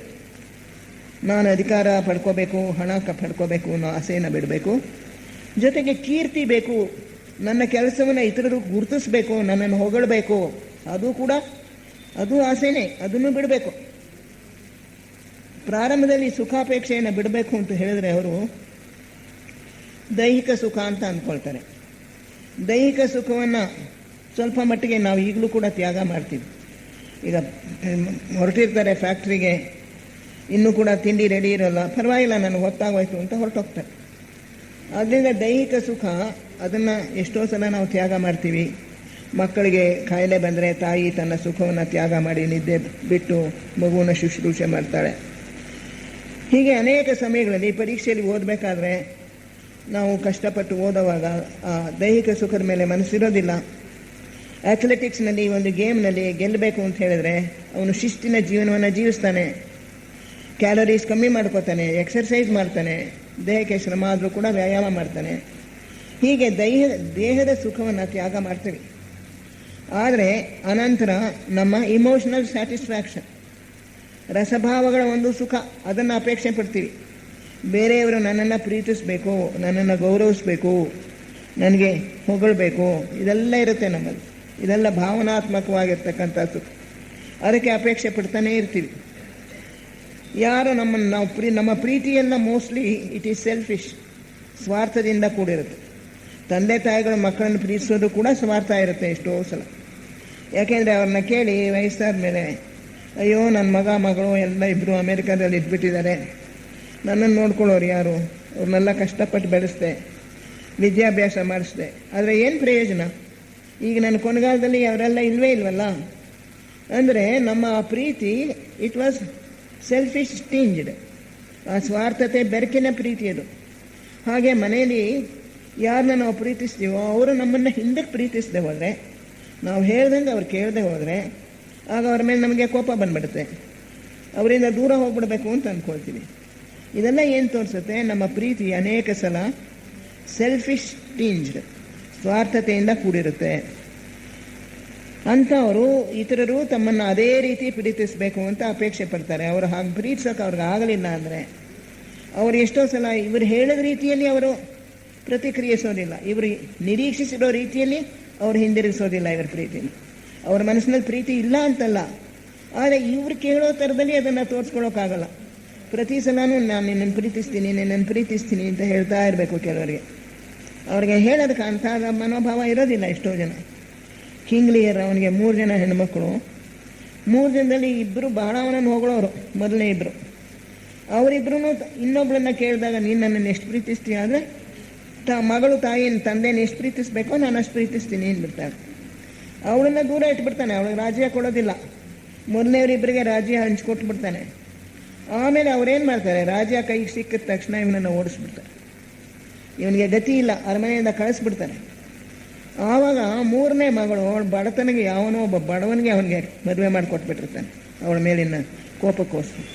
ಆದರೂ ಕೂಡ ಅವಳು ಇವನನ್ನು ಆಧಾರದಿಂದ ಬರಮಾಡಿಕೊಂಡು ಅವನನ್ನು ಕೊನೆಯವರೆಗೂ ಕೂಡ ಅವಳು ಸೇವೆ ಮಾಡ್ತಾಳೆ. ಹೀಗೆ ಎಷ್ಟೋ ಜನಕ್ಕೆ ತಮ್ಮ ಪ್ರೀತಿನ ಮಾತುಗಳಲ್ಲಿ ವ್ಯಕ್ತ ಮಾಡೋಕ್ಕಾಗಲ್ಲ. ಪ್ರೀತಿ ಇರುತ್ತೆ, ಆದರೆ ಇವರಿಗೆ ಮಾತಿನಲ್ಲಿ ಹೇಳ್ತಾ ಇರಬೇಕು, ನಿನ್ನನ್ನು ನಾನು ಪ್ರೀತಿಸ್ತೀನಿ. ಇದು ಭಾವನಾತ್ಮಕವಾಗಿರ್ತಕ್ಕಂಥ ಸುಖ. ಅದನ್ನು ನಾವು ಬಿಡಬೇಕು, ಅದರ ಅಪೇಕ್ಷೆನ ಬಿಡಬೇಕು. ವೈಚಾರಿಕ ಸುಖ, ಇನ್ನೊಬ್ಬರು ನಮ್ಮ ಹಾಗೆ ಯೋಚನೆ ಮಾಡಬೇಕು. ಈಗ ಥಿಯಾಸ್ಫಿಕಲ್ ಸೊಸೈಟಿ ಮೆಂಬರ್ ಆಗಿರೋರು ಅವರ ಮನೆಯಲ್ಲಿ ನೋಡಿದ್ರೆ ಎಷ್ಟೋ ಜನ ಅವರ ಮಕ್ಕಳು ಥಿಯಾಸ್ಫಿ ಮಾರ್ಗಕ್ಕೆ ಬರ್ತಾ ಇಲ್ಲ. ಯಾಕೆ ಅಂತ ಹೇಳಿದ್ರೆ ಪ್ರಾಯಶಃ ಇವರು ಸರಿಯಾದ ರೀತಿಯಲ್ಲಿ ಅವರಿಗೆ ಥಿಯಾಸ್ಫಿ ಅಂದರೆ ಏನು ಅಂತ ಹೇಳಿರೋದಿಲ್ಲ. ಟೈಮಿಗೆ ಇಲ್ಲಿ ಬರಬೇಕು ಮಾಡಬೇಕು ಆ ಥರ ಎಲ್ಲ ಮಾಡ್ಕೊಳ್ಳುವಾಗ, ಅಥವಾ ತಮ್ಮ ತತ್ವಗಳನ್ನು ಬಲವಂತವಾಗಿ ಹೇರೋಕೆ ಹೋದರೆ ಅವ್ರಿಗೆ ಅದು ಇಷ್ಟ ಆಗಲ್ಲ ಮಕ್ಕಳಿಗೆ. ಅದನ್ನು ಇಲ್ಲಿಗೆ ಸುಮ್ಮನೆ ಕರ್ಕೊಂಬರ್ಬೇಕು, ಲಾಡ್ಜ್ಗಳಿಗೆ ಕರ್ಕೊಂಬರೋದು, ಇಲ್ಲಿ ಒಂದು ಅಟ್ಮಾಸ್ಫಿಯರ್ ನೋಡೋದು, ತಿನ್ನೋದು, ಆಮೇಲೆ ನನಗೆ ಬೇಕಾದರೆ ಹೋಗಪ್ಪ ಅನ್ನೋದು. ಅವ್ರಿಗೊಂದು ಸ್ವಲ್ಪ ನಾವು ಸ್ವಾತಂತ್ರ್ಯ ಕೊಟ್ಟು ಯಾವುದಾದ್ರೂ ಇಲ್ಲಿ ಇಷ್ಟವಾಗುವಂಥ ಆ್ಯಕ್ಟಿವಿಟೀಸ್ನಲ್ಲಿ ಮಿಸ್ಟಿಕ್ ಸ್ಟಾರು, ರೌಂಡ್ ಟೇಬಲು ಪ್ರಾರಂಭ ಮಾಡ್ಬೋದು. ಕೆಲವು ಗೇಮ್ಸು, ಇವಾಗ ಬೇಸಿಗೆ ಶಿಬಿರದಲ್ಲಿ ಅಲ್ಲಿ ಬಂದು ಪಾಲ್ಗೊಳ್ಳೋದು, ಆಟಗಳು, ಅದು ಎಲ್ಲ ಇರುತ್ತೆ. ಚಿಕ್ಕ ವಯಸ್ಸಿನವರಿಗೆ ಅವರಿಗೆ ಹಿಡಿಸೋ ರೀತಿಯಲ್ಲಿ ನಾವು ಥಿಯಾಸ್ಫಿನ ಹೇಳ್ಕೊಟ್ರೆ, ಒಂದು ನಾಟಕ ಮಾಡಿ ಇದರೊಳಗೆ ಬರೋ ಒಂದು ಪಾತ್ರಗಳನ್ನೆಲ್ಲ ಅನಿಬೆಸೆಂಟ್ ಮೇಲೆ ಒಂದು ನಾಟಕ ಮಾಡಿದ್ರು. ಅದೇ ರೀತಿ ಹಿಂದೆ ನಾವು ಸತ್ತ ನಂತರ ಏನಾಗುತ್ತೆ ಅನ್ನೋ ವಿಷಯದಲ್ಲಿ ನನ್ನ ಮಗಳು ಒಂದು ಡ್ರಾಮಾ ಮಾಡಿದ್ಲು, ಶ್ರೀದೇವಿ. ಅದು ಎಲ್ರಿಗೂ ಇಷ್ಟ ಆಯಿತು. ಆ ಥರ ಡ್ರಾಮಾಗಳು ಅಥವಾ ನಾಟಕಗಳು, ಡ್ಯಾನ್ಸ್ಗಳು, ಬೇರೆ ಗೇಮ್ಸು, ಆ ರೂಪದಲ್ಲಿ ನಾವು ಅವರಿಗೆ ಥಿಯಾಸ್ಫಿನ ಹೇಳ್ಕೊಡ್ತೀವಿ. ಹಾಗೆ ಮಾಡಿದಾಗ ಕ್ರಮೇಣ ಅವರಿಗೆ ಅದರಲ್ಲಿ ಆಸಕ್ತಿ ಹುಟ್ಟುತ್ತೆ. ಬಲವಂತವಾಗಿ ನೀವು ನಮ್ಮ ಮಾರ್ಗಕ್ಕೆ ನೀವು ಬರಬೇಕು ಅಂತ ನಾವು ಅವ್ರನ್ನ ಹೇಳಿದ್ರೆ ಅವ್ರು ದೂರ ಹೋಗ್ತಾರೆ. ರಿಯಾಕ್ಷನ್ ಇರುತ್ತೆ, ಅವ್ರಿಗೆ ಪ್ರತಿಕ್ರಿಯೆ ಇರುತ್ತೆ, ಬೇಡ ಅಂತ ದೂರ ಹೋಗ್ಬಿಡ್ತಾರೆ. ಹಾಗೆ ಮಾಡಬಾರ್ದು. ಅದರಿಂದ ಎಷ್ಟೋ ಜನ ಮಕ್ಕಳು ಹಾಗೇನೆ, ಗಂಡ ಅವನಿಗೆ ಒಂದು ಜ್ಞಾನ ಮಾರ್ಗದಲ್ಲಿ ಆಸಕ್ತಿ ಇರುತ್ತೆ, ಹೆಂಡತಿಗೆ ಭಕ್ತಿ ಮಾರ್ಗದಲ್ಲಿ ಆಸಕ್ತಿ ಇರುತ್ತೆ. ಅವನನ್ನೇ ಎಳೆಯೋಕೆ ನೋಡ್ತಾಳೆ ಭಕ್ತಿ ಮಾರ್ಗಕ್ಕೆ, ಅವಳನ್ನು ಜ್ಞಾನ ಮಾರ್ಗಕ್ಕೆ ಎಳೆಯೋಕೆ ನೋಡ್ತಾನೆ. ಅದು ತಪ್ಪು. ಅವರವ್ರ ಮಾರ್ಗದಲ್ಲಿ ಅವರವ್ರು ಹೋಗಬೇಕು. 7 ರೇಖೆಗಳು ಸಮಾನ. ಪ್ರತಿಯೊಂದು ರೇಖೆಯಲ್ಲಿಯೂ ಕೂಡ ನಾವು ಆಧ್ಯಾತ್ಮಿಕ ಪ್ರಗತಿಯನ್ನು ಪಡ್ಕೊಳ್ತೇವೆ. ಅದರಿಂದ ಯಾರೊಬ್ಬರು ಕೂಡ ಇನ್ನೊಬ್ಬರನ್ನ ನಮ್ಮ ದಾರಿಗೆ ಬನ್ನಿ ಅಂತ ಹೇಳಿ ಬಲವಂತ ಮಾಡಬಾರ್ದು. ಹಾಗೆ ನಾವು ಇತರರನ್ನು ನಮ್ಮ ಮಾರ್ಗಕ್ಕೆ ಎಳ್ಕೋಬೇಕು ಅಂತ ನಾವು ಪ್ರಯತ್ನ ಪಟ್ಟರೆ ಅದು ಅವರ ವೈಚಾರಿಕ ಸ್ವಾತಂತ್ರ್ಯವನ್ನು ನಾವು ಕಿತ್ಕೊಂಡಂಗಾಗತ್ತೆ. ನಮಗೆ ಸುಖವಾಗಬೇಕು. ಎಷ್ಟೋ ಜನ ಈ ಅಕಲ್ಟಿಸ್ಟ್ ಅವರು ನೆಟ್ಬಿಟ್ರೆ ಹೇಳ್ತಾರೆ, ಎಷ್ಟೋ ಜನದ ಮಕ್ಕಳು ಮನೆಯಲ್ಲಿ ಮಕ್ಕಳನ್ನು ನಾನು ನೋಡಿದ್ದೇನೆ, ಇನ್ನೇನು ಇವರು ಯೋಗ ಮಾರ್ಗಕ್ಕೆ ಬಂದರೆ ಎಷ್ಟೊಂದು ಅಭಿವೃದ್ಧಿಗೆ ಹೋಗ್ಬೋದು, ಇವರು ಪ್ರಗತಿ ಸಾಧಿಸ್ಬೋದು ಅಂತ ಅನ್ನಿಸ್ತಾ ಇರತ್ತೆ. ಆದರೆ ಅಷ್ಟರಲ್ಲಿ ಯಾವುದೋ ಒಂದು ಸಣ್ಣ ಒಂದು ಆನಿಮಿಷಕ್ಕೆ ಅವರು ತುತ್ತಾಗಿ ಅವರು ಡಾಕ್ಟರ್ ಆಗಬೇಕು ಅಂತಲೋ ಎಂಜಿನಿಯರ್ ಆಗಬೇಕು ಅಂತಲೋ ಹೊರಟೋಗ್ಬಿಡ್ತಾರೆ. ಆ ಜನ್ಮಕ್ಕೆ ಅವರ ಪ್ರಗತಿ, ಆಧ್ಯಾತ್ಮಿಕ ಪ್ರಗತಿ ನಡೆಯೋದಿಲ್ಲ ಅಂಥೇಳಿ. ತಂದೆ ತಾಯಿಗಳು ಅವ್ರು ಹೇಳ್ತಾರೆ ಮಕ್ಕಳಿಗೆ ಅವರಲ್ಲಿ ಆಧ್ಯಾತ್ಮಿಕ ಪ್ರವೃತ್ತಿ ಇದ್ದರೆ ಅದನ್ನು ಅವರು ಎಂಕರೇಜ್ ಮಾಡಬೇಕು, ಪ್ರೋತ್ಸಾಹ ಕೊಡಬೇಕು. ನೀನು ಲೌಕಿಕ ಮಾರ್ಗದಲ್ಲೇ ಹೋಗು ಅಂತ ನೂಕಬಾರ್ದು ಅಂಥೇಳಿ. ವೈಚಾರಿಕ ಮನೋಭಾವ, ನಮಗೂ ಇತರರಿಗೂ ವ್ಯತ್ಯಾಸ ಇದ್ದರೆ ನಾವು ಅದನ್ನು ಸಹಿಸ್ಕೋಬೇಕು, ಅವರನ್ನು ನಾವು ನಿಕೃಷ್ಟವಾಗಿ ಕಾಣಬಾರ್ದು. ಈ ಎಲ್ಲ ರೀತಿಯ ಆಂಬಿಷನ್ಸು ಇದನ್ನೆಲ್ಲ ನಾವು ಬಿಟ್ಟರೂ ಕೂಡ, ಸುಖಾಪೇಕ್ಷೆ ಇದೆಲ್ಲ ಸೇರಿಕೊಳ್ಳುತ್ತೆ, ಇದನ್ನೆಲ್ಲ ಬಿಟ್ಟರೂ ಕೂಡ ಅಧ್ಯಾತ್ಮ ಮಹತ್ವಾಕಾಂಕ್ಷೆ ಬಂದು ಸೇರ್ಕೊಂಡ್ಬಿಡುತ್ತೆ. ನಾನು ಯೋಗ ಮಾರ್ಗದಲ್ಲಿ ಭಾಳ ಬೇಗ ಮುಂದುವರಿಬೇಕು, ಆ ಗುರುಗಳ ಆ ಶಿಷ್ಯನಿಗಿಂತ ಅವರು ನನ್ನನ್ನೇ ಇಷ್ಟಪಡಬೇಕು, ನಾನು ಇಲ್ಲಿಯೂ ಕೂಡ ದೊಡ್ಡ ದೊಡ್ಡ ಅಧಿಕಾರಕ್ಕೆ ಹೋಗಬೇಕು, ಮನು ಆಗಬೇಕು, ಬೋಧಿಸತ್ವನಾಗಬೇಕು, ಈ ಥರ ಅಲ್ಲೂ ಕೂಡ ನಮಗೆ ಆಂಬಿಷನ್ ಬರೋದಕ್ಕೆ ಸಾಧ್ಯ. ಅಧ್ಯಾತ್ಮ ಮಾರ್ಗದಲ್ಲಿಯೂ ಕೂಡ ಮಹತ್ವಾಕಾಂಕ್ಷೆ ಇರಬಾರ್ದು. ಇದೆಲ್ಲ ಆಗಬೇಕು ಅಂತಂದರೆ ಮನುಷ್ಯ ಯಾವ ರೀತಿಯಲ್ಲಿ ಜೀವನ ಮಾಡಬೇಕು, ಇದರಲ್ಲಿ ಸುಖಾಪೇಕ್ಷೆಯನ್ನು ಕೊಂದು ಬಿಡಬೇಕು ಅಂತ ಹೇಳಿದ್ರೆ ಅದರಲ್ಲಿ 3 ಅಪಾಯಗಳಿದೆ ಅಂತ ಹೇಳಿ ಲೆಡ್ಬಿಟರ್ ಅವರು ಆನಿಬೆಸೆಂಟ್ರು ಹೇಳ್ತಾರೆ. 3 ಅಪಾಯಗಳು. ಮೊದಲನೇದು, ಸುಖಾಪೇಕ್ಷೆಯನ್ನು ಬಿಟ್ಟುಬಿಟ್ಟಾಗ, ಮಹತ್ವಾಕಾಂಕ್ಷೆ ಬಿಟ್ಟುಬಿಟ್ಟಾಗ, ಜೀವನದ ಮೇಲಿನ ಆಸೆ ಬಿಟ್ಟುಬಿಟ್ಟಾಗ ಮನುಷ್ಯನಿಗೆ ಯಾವಾಗ ಅವನು ಬಿಡ್ತಾನೆ ಇದನ್ನು, ಲೌಕಿಕ ಸುಖದಲ್ಲಿ ಆಸಕ್ತಿ ಕಮ್ಮಿ ಆಗಿಬಿಟ್ಟಾಗ. ಲೌಕಿಕ ಸುಖ ತಾತ್ಕಾಲಿಕ, ಇದರಿಂದ ನನಗೆ ಶಾಶ್ವತವಾದ ಆನಂದ ಸಿಗೋಲ್ಲ ಅಂತ ಅವನಿಗೆ ಚೆನ್ನಾಗಿ ಮನವರಿಕೆ ಆದಾಗ ಅವನು ಇದನ್ನೇ ಬಿಡ್ತಾನೆ. ಬಿಟ್ಟಾಗ ಏನಾಗ್ತಾನೆ, ಹಿ ಬಿಕಮ್ಸ್ ಕಂಪ್ಲೀಟ್ಲಿ ಲೇಜಿ. ಅವನಿಗೆ ಜೀವನದಲ್ಲಿ ಯಾವ ಒಂದು ಸೆಳೆತಾನು ಇರೋದಿಲ್ಲ, ಅವನನ್ನು ಮೇಲಕ್ಕೆ ಎಬ್ಸೋ ಒಂದು ಶಕ್ತಿ ಇರೋದಿಲ್ಲ, ಪ್ರಚೋದಕ ಶಕ್ತಿ ಇರೋದಿಲ್ಲ. ಅವನು ಏನಾಗ್ಬೋದು, ಪೂರ್ತಿ ತಮಸ್ ಇಳಿದು ಬಿಡ್ಬೋದು. ಏನು ಪ್ರಯೋಜನ ಇಲ್ಲ. ಬದುಕಿದ್ದು ಏನು ಪ್ರಯೋಜನ? ನಾನು ಎಷ್ಟು ದಿವಸ ಬದುಕಿದ್ರೂ ಕೂಡ ನಾನು ಸಿಗೋವಂಥ ಸುಖ ಎಲ್ಲ ತಾತ್ಕಾಲಿಕ, ಸ್ವಲ್ಪ ದಿನ ಇರುತ್ತೆ, ಹೊರಟೋಗುತ್ತೆ. ಇದಕ್ಕೋಸ್ಕರ ನಾನು ಯಾತಕ್ಕೆ ಬದುಕಿರಬೇಕು, ಬದುಕು ಅನ್ನೋದೇ ಬೇಕಿಲ್ಲ ನನಗೆ ಅಂತ ಅಷ್ಟು ನೀರಸ ಭಾವನೆ ಬಂದ್ಬಿಡುತ್ತೆ. ಕೌಂಟ್ ಲಿಯೋ ಟಾಲ್ಸ್ಟಾಯ್ ಕೇಳಿರಬೇಕು ನೀವು, ರಷ್ಯಾ ದೇಶದ ಒಬ್ಬ ಪ್ರಸಿದ್ಧ ಆಥರ್. 100 ಕಥೆಗಳನ್ನು ಬರೆದಿದ್ದಾನೆ ಮಕ್ಕಳಿಗೋಸ್ಕರ, ಬೇರೆಯವರಿಗೆ ಇನ್ನೂ ಅನೇಕ ಪುಸ್ತಕಗಳನ್ನು ಬರೆದಿದ್ದಾನೆ. ಆ ಟಾಲ್ಸ್ಟಾಯ್ ದೊಡ್ಡ ಸಾಹಿತಿ, ರಷ್ಯಾ ದೇಶದಲ್ಲೇ ಆ ಕಾಲದಲ್ಲಿ ಅವನು ಅತಿ ದೊಡ್ಡ ಸಾಹಿತಿ. ಅವನು ಕೊನೆಯಲ್ಲಿ ಅವನಿಗೇನಾಗೋಯ್ತು, ಕೊನೆಯಲ್ಲೂ ಅಲ್ಲ, ಇನ್ನೂ ಅವನ ಪುಸ್ತಕಗಳೆಲ್ಲ ಬಹಳ ಯಶಸ್ವಿಯಾಗಿ ಅವನಿಗೆ ಹೊಗಳಿಕೆ ಬರ್ತಾ ಇರೋವಾಗ ಇದ್ದಕ್ಕಿದ್ದಂಗೆ ಅವನಿಗೆ ಅನ್ನಿಸ್ತು, ಏನು ಪ್ರಯೋಜನ, ನನಗೆ ಬೇಕಾದಷ್ಟು ಕೀರ್ತಿ ಬರ್ತಾ ಇದೆ, ಸೋ ವಾಟ್, ಏನಾಯಿತು, ಇನ್ನೂ ನನಗೆ ಜನಗಳು ಹೊಗಳ್ತಾರೆ, ನನ್ನನ್ನು ಕೀರ್ತಿ ಶಿಖರಕ್ಕೆ ಏರಿಸ್ತಾರೆ, ಬೇಕಾದಷ್ಟು ದುಡ್ಡು ಬರ್ಬೋದು, ಆದರೆ so what, ultimately my body will be eaten away by the worms ಅಂತ. ಕೊನೆಗೆ ನಾನು ಸಾಯ್ತೀನಿ ಒಂದಿನ, ಹೂಳ್ತಾರೆ, ಎಲ್ಲ ಕ್ರಿಮಿಕೀಟಗಳು ನನ್ನ ದೇಹವನ್ನೆಲ್ಲ ತಿನ್ನುತ್ತವೆ. ನನ್ನ ಮಕ್ಕಳು, ಅವ್ರನ್ನ ಕಷ್ಟಪಟ್ಟು ಬೆಳೆಸ್ತೀನಿ, ವಿದ್ಯಾಭ್ಯಾಸ ಮಾಡಿಸ್ತೀನಿ, ಆಮೇಲೆ ಏನಾಯಿತು, ಅವರು ಕೂಡ ಸಾಯ್ತಾರೆ, ಅವ್ರ ದೇಹಗಳನ್ನು ಕ್ರಿಮಿಕೀಟಗಳು ತಿನ್ನುತ್ತವೆ. ಇದಕ್ಕೋಸ್ಕರ ನಾವು ಯಾಕೆ ಬದುಕಬೇಕು, ಯಾಕೆ ಕಷ್ಟಪಡಬೇಕು, ಬದುಕು ಅನ್ನೋದು ಏನು ಪ್ರಯೋಜನ ನನಗೆ ಅಂತ ಹೇಳಿ ಅವನು ಹೆಚ್ಚು ಕಮ್ಮಿ ಸೂಯಿಸೈಡ್ ಮಾಡ್ಕೊಳ್ಳೋಕೆ ಹೊರಟು ಬಿಟ್ಟಿದ್ನಂತೆ. ಸ್ನೇಹಿತನಿಗೆ ಬರೀತಾನಂತೆ, I want to commit suicide ಅಂತ ಒಂದು ಲೆಟರ್ನಲ್ಲಿ ಬರೆದಿದ್ದಾನೆ. ಕನ್ಫೆಷನ್ಸ್ ಆಫ್ ಲಿಯೋ ಟಾಲ್ಸ್ಟಾಯ್ ಅಂತಲೇ ಒಂದು ಪುಸ್ತಕ ಬಂದಿದೆ. ಅವನು ತನ್ನ ಎಲ್ಲ ಮನಸ್ಸಿನಲ್ಲಿರೋದನ್ನೆಲ್ಲ ಒಪ್ಕೊಂಡಿರ್ತಕ್ಕಂಥದ್ದು, ಕನ್ಫೆಷನ್ಸ್, ಅವನ ಮನಸ್ಸಿನ ಭಾವನೆಗಳನ್ನೆಲ್ಲ ತಿಳಿಸಿರ್ತಕ್ಕಂಥದ್ದು. ಒಬ್ಬ ಸ್ನೇಹಿತನಿಗೆ ನಾನು ಸೂಯಿಸೈಡ್ ಕಮಿಟ್ ಮಾಡ್ಕೊಂಡ್ಬಿಡ್ಬೇಕು ಅಂತಿದ್ದೀನಿ ಅಂತ ಅನ್ನಂತ. ಅಷ್ಟರಲ್ಲಿ ಅವನಿಗೆ ಮನಸ್ಸಿನಲ್ಲಿ ಒಂದು ಪರಿವರ್ತನೆ ಉಂಟಾಯಿತು. ಅವನು ಯೋಚನೆ ಮಾಡ್ತಾನೆ, ನಾನು ಇಷ್ಟೊಂದು ಕಷ್ಟಪಟ್ಟು ನನ್ನ ಟ್ಯಾಲೆಂಟ್ಸನ್ನೆಲ್ಲ ಬೆಳೆಸ್ಕೊಂಡು ಬಂದಿದ್ದೀನಿ, ಸಾಹಿತ್ಯದಲ್ಲಿ ಬೇಕಾದಷ್ಟು ಕೃಷಿ ಮಾಡಿದ್ದೀನಿ, ಚೆನ್ನಾಗಿ ಈಗ ನನಗೆ ಸಾಹಿತ್ಯ ರಚಿಸೋದಕ್ಕೆ, ಬರೆಯೋದಕ್ಕೆ ನನಗೆ ಬಂದಿದೆ, ಒಂದು ಸಾಮರ್ಥ್ಯ ಬೆಳೆದಿದೆ. ಇದೆಲ್ಲ ನಾಶ ಆಗತ್ತಾ? ಖಂಡಿತ ಇದು ನಾಶ ಆಗೋದಿಲ್ಲ. There must be something which continues even after the death of the physical body. Christian ಮತದಲ್ಲಿ ರೀಇನ್ಕಾರ್ನೇಷನ್ ಮುಂಚೆ ಇತ್ತಂತೆ, ಆದರೆ ಈಗಿರೋ ಕ್ರಿಶ್ಚಿಯನ್ ಮತದಲ್ಲಿ ಪುನರ್ಜನ್ಮದಲ್ಲಿ ನಂಬಿಕೆ ಇಲ್ಲ. ಆದ್ದರಿಂದ ಅಲ್ಲಿ ರಷ್ಯಾ ದೇಶದಲ್ಲೂ ಅಲ್ಲಿ ಕ್ರಿಶ್ಚಿಯಾನಿಟಿನೇ ಇದ್ದದ್ದು, ಆವಾಗ ಪುನರ್ಜನ್ಮದಲ್ಲಿ ನಂಬಿಕೆ ಇರಲಿಲ್ಲ.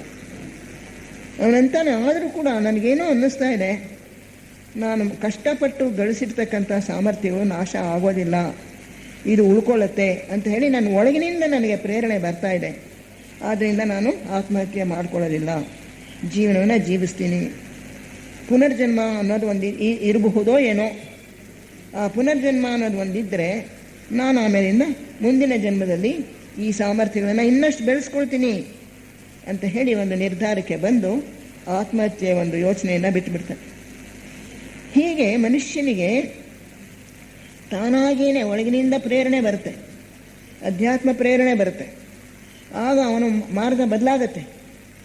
ಈ ಜಗತ್ತಿನ ನಶ್ವರತೆ, ಈ ಸುಖ ಸಂತೋಷಗಳ ನಶ್ವರತೆಯನ್ನು ಕಂಡುಕೊಂಡ್ರೂ ಕೂಡ ಶಾಶ್ವತವಾಗಿರ್ತಕ್ಕಂಥದ್ದು ಏನೋ ಹೊಂದಿದೆ, ಅದು ಮುಂದುವರಿಯುತ್ತೆ, ಅದಿನ್ನೂ ಅಭಿವೃದ್ಧಿ ಹೊಂದುತ್ತೆ, ಅದು ಪ್ರಗತಿ ಹೊಂದುತ್ತೆ ಅನ್ನೋ ಒಂದು ತಿಳುವಳಿಕೆ ಒಳಗಿನಿಂದ ಬರುತ್ತೆ.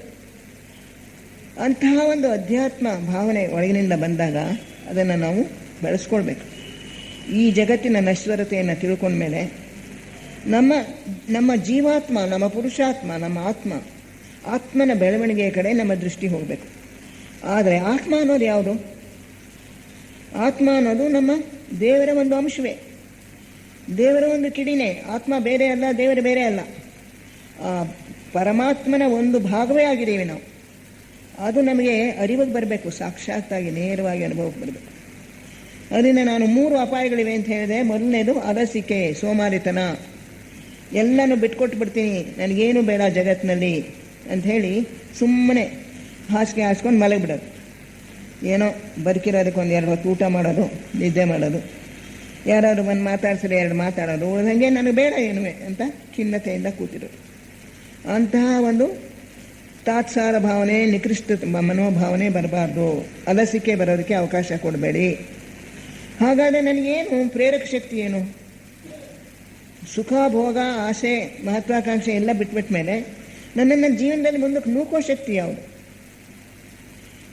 ಅದಕ್ಕೆ ಶ್ರೀಕೃಷ್ಣ ಹೇಳ್ತಾನೆ ಭಗವದ್ಗೀತೆಯಲ್ಲಿ, ಕರ್ಮಣ್ಯೇವಾಧಿಕಾರಸ್ಥೆ ಮಾ ಫಲೇಶು ಕದಾಚನ ಮಾ ಕರ್ಮಫಲ ಹೇತುರ್ಭೂಹು ಮಾತೆ ಸಂಗೋಸ್ತು ಅಕರ್ಮಣಿ.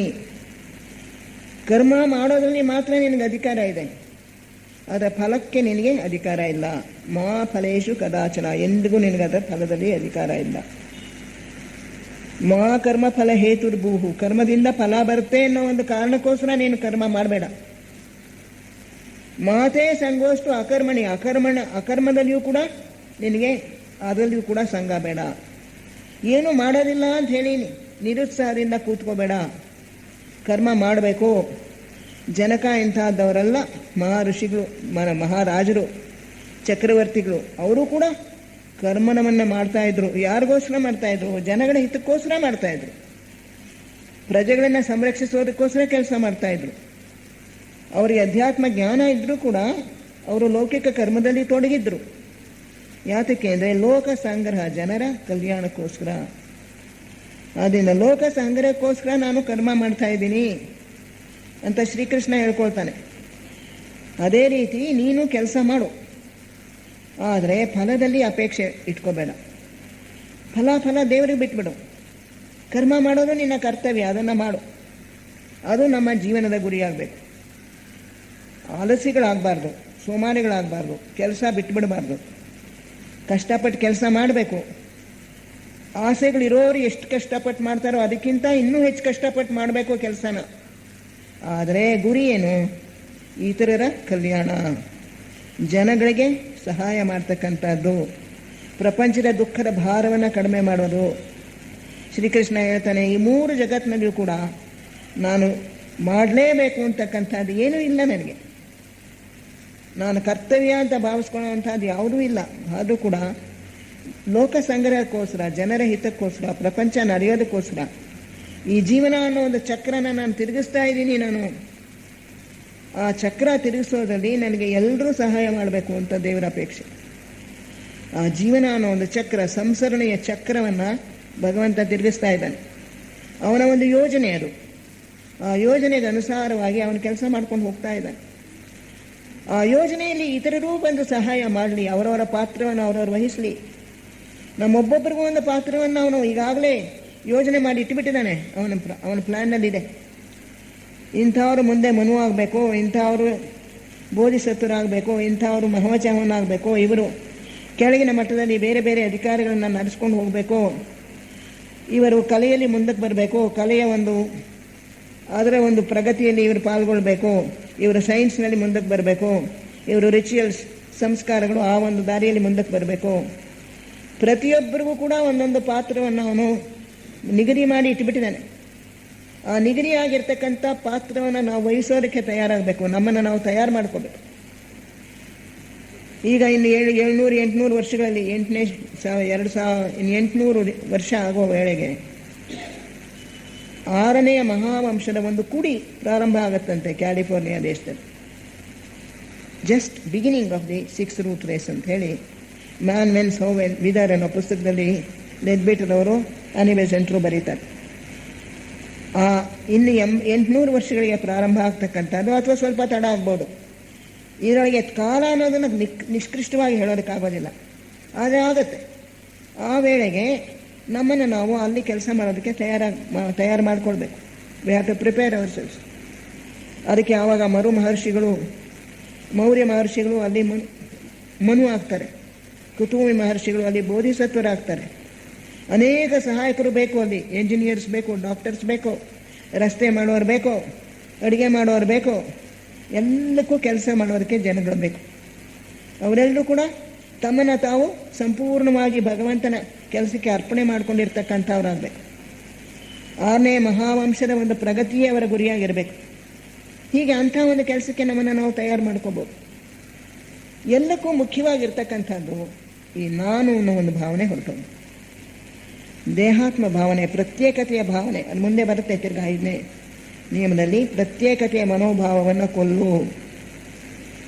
It is A giant killer ಅಂತಾರೆ. ರಾಕ್ಷಸ ಕಳೆ ಇದು. ಈ ರಾಕ್ಷಸ ಕಳೆಯನ್ನು ತೆಗೆದುಹಾಕು. ಇದನ್ನು ನಾವು ಹೇಗೆ ಮಾಡ್ಬೋದು?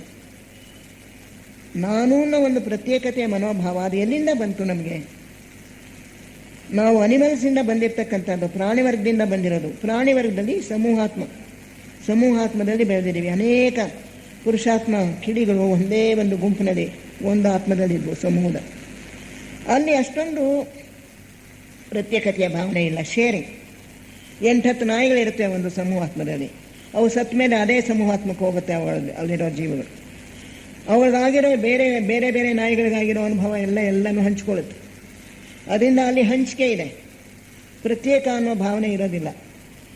ಆದರೆ ಮನುಷ್ಯನಾದಾಗ ಒಬ್ಬೊಬ್ಬ ಆತ್ಮನಿಗೂ ಕೂಡ, ಒಬ್ಬೊಬ್ಬ ಮನುಷ್ಯನಿಗೂ ಕೂಡ ತನ್ನದೇ ಆದ ಪುರುಷಾತ್ಮ ಇದೆ. ಪ್ರತ್ಯೇಕತೆ ಬಂದ್ಬಿಡುತ್ತೆ. ಈ ಪ್ರತ್ಯೇಕತೆ ಬಂದ ಮೇಲೇ ನಮಗೆ ಪ್ರಗತಿ ಜಾಸ್ತಿಯಾಗಿ ವೇಗವಾಗಿ ಸಂಭವಿಸೋದಕ್ಕೆ ಸಾಧ್ಯ. ಆದ್ದರಿಂದ ಮಾನವ ಜನ್ಮ ಬಂದ ಮೇಲೆ ಈ ಪ್ರತ್ಯೇಕತೆ ಬರುತ್ತೆ. ಪ್ರತ್ಯೇಕತೆ ಬಂದಾಗ ಅದನ್ನು ಮೊದಲು ನಾವು ಅದನ್ನು ಬಲಪಡಿಸ್ಕೊತಾ ಹೋಗಬೇಕು. The I centre should become strong. ಕಾಡು ಮನುಷ್ಯನಾಗಿದ್ದಾಗ, ಸಣ್ಣ ಸಣ್ಣ ಕೆಲಸಗಳನ್ನು ನಾವು ಮಾಡ್ತಾ ಇದ್ದಾಗ ಈ ಪ್ರತ್ಯೇಕತೆಯ ಮನೋಭಾವ ಮತ್ತಷ್ಟು ವೃದ್ಧಿ ಮಾಡ್ಕೋತೀವಿ. ನಾನು ಅನ್ನೋ ಕೇಂದ್ರವನ್ನು ಬಲಪಡಿಸ್ಕೊಳ್ತೀವಿ.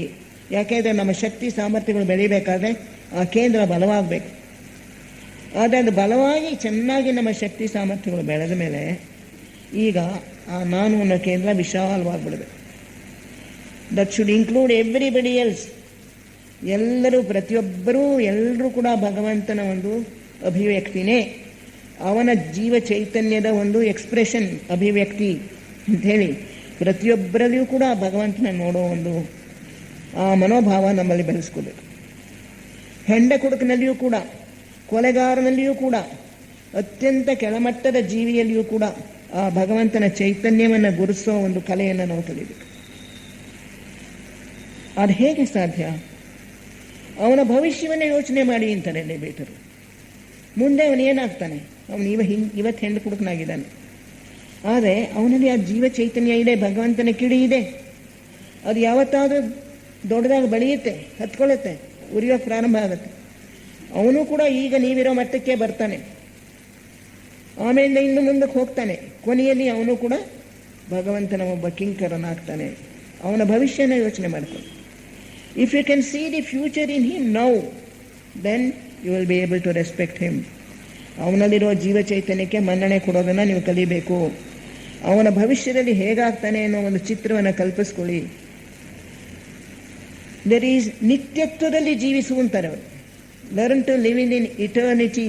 ಹೈಲೇರಿಯನ್ ಗುರುಗಳು ಬರೆದಿರ್ತಕ್ಕಂಥ ಟಿಪ್ಪಣಿಯಲ್ಲಿ ಹೇಳ್ತಾರೆ, learn to live in eternity. ನಿತ್ಯತ್ವದಲ್ಲಿ ಜೀವಿಸೋದನ್ನು ಕಲೀರಿ, ಆವಾಗ ನಿಮಗೆ ಈ ಪ್ರತ್ಯೇಕತೆ ಮನೋಭಾವ ಹೋಗುತ್ತೆ. ನಿತ್ಯತ್ವದಲ್ಲಿ ಜೀವಿಸು ಅಂತ ಹೇಳಿದ್ರೆ ಈ ನಾನು ಅಹಂಕಾರ ಸಂಪೂರ್ಣವಾಗಿ ಬಿಟ್ಟುಬಿಟ್ಟು ಆ ಪುರುಷಾತ್ಮ ಭಗವಂತನ ಒಂದು ಅಂಶ ನಾವು ಅಂಥೇಳಿ ನಮ್ಮನ್ನು ನಾವು ಆ ಈಶ್ವರನ ಜೊತೆಯಲ್ಲಿ ಏಕೀಕರಿಸ್ಕೊಳ್ಳೋದನ್ನು ಕಲಿಬೇಕು. ನಮ್ಮ ಜೀವಾತ್ಮನ ಜೊತೆಯಲ್ಲಿ, ಆಮೇಲೆ ಪುರುಷಾತ್ಮನ ಜೊತೆಯಲ್ಲಿ ಏಕೀಕರಿಸ್ಕೊಳ್ಳೋದು ಕಲಿಬೇಕು. ಅದಕ್ಕೆ ಒಂದು ಹೇಳ್ತಾರೆ ಲೆಡ್ಬಿಟರವರು, ನಮ್ಮ ಕಾರಣದೇಹದೊಳಕ್ಕೆ ನಾವು ನಮಗೆ ಹೋಗಿ ಕಾನ್ಷಿಯಸ್ ಆಗಿ ನಮಗೆ ನೋಡೋಕ್ಕೆ ಸಾಧ್ಯವಾದರೆ, ಅವ್ರಿಗೆ ಸಾಧ್ಯ ಇತ್ತು, ಅವ್ರ ಯೋಗ ದೃಷ್ಟಿ ಬೆಳೆದಿತ್ತು. ಅವ್ರು ಹೇಳ್ತಾರೆ, ಕಾರಣದೇಹದಿಂದ ನಾವು ಮೇಲಕ್ಕೆ ನೋಡಿದ್ರೆ ಕಾರಣದೇಹ ಪುರುಷಾತ್ಮನ ಒಂದು ಅಲ್ಲಿಂದ ಹೊರಡೋ ಒಂದು ಸೂತ್ರಾತ್ಮ, ಪುರುಷಾತ್ಮನಿಂದ ಒಂದು ಹೊರಡೋ ಸೂತ್ರಾತ್ಮ. ನಾವು ಸಂಸರಣೆಯಲ್ಲಿ ಕೆಳಗಡೆ ಇಳಿದು ಬರುವಾಗ ಅನುಪಾದಕ ಲೋಕದಿಂದ ಪುರುಷಾತ್ಮ ಕೆಳಗಿಳಿದು ನಾನು ಕೆಳಗಿನ ಲೋಕಗಳಲ್ಲಿ ಜನ್ಮ ತಗೋಬೇಕು ಅಂತ ಹೇಳಿ ಮನಸ್ಸು ಮಾಡಿದಾಗ ಒಂದು ಸೂತ್ರವನ್ನು ಬಿಡ್ತಾನೆ, ಅದನ್ನು ಸೂತ್ರಾತ್ಮ ಅಂತೀವಿ.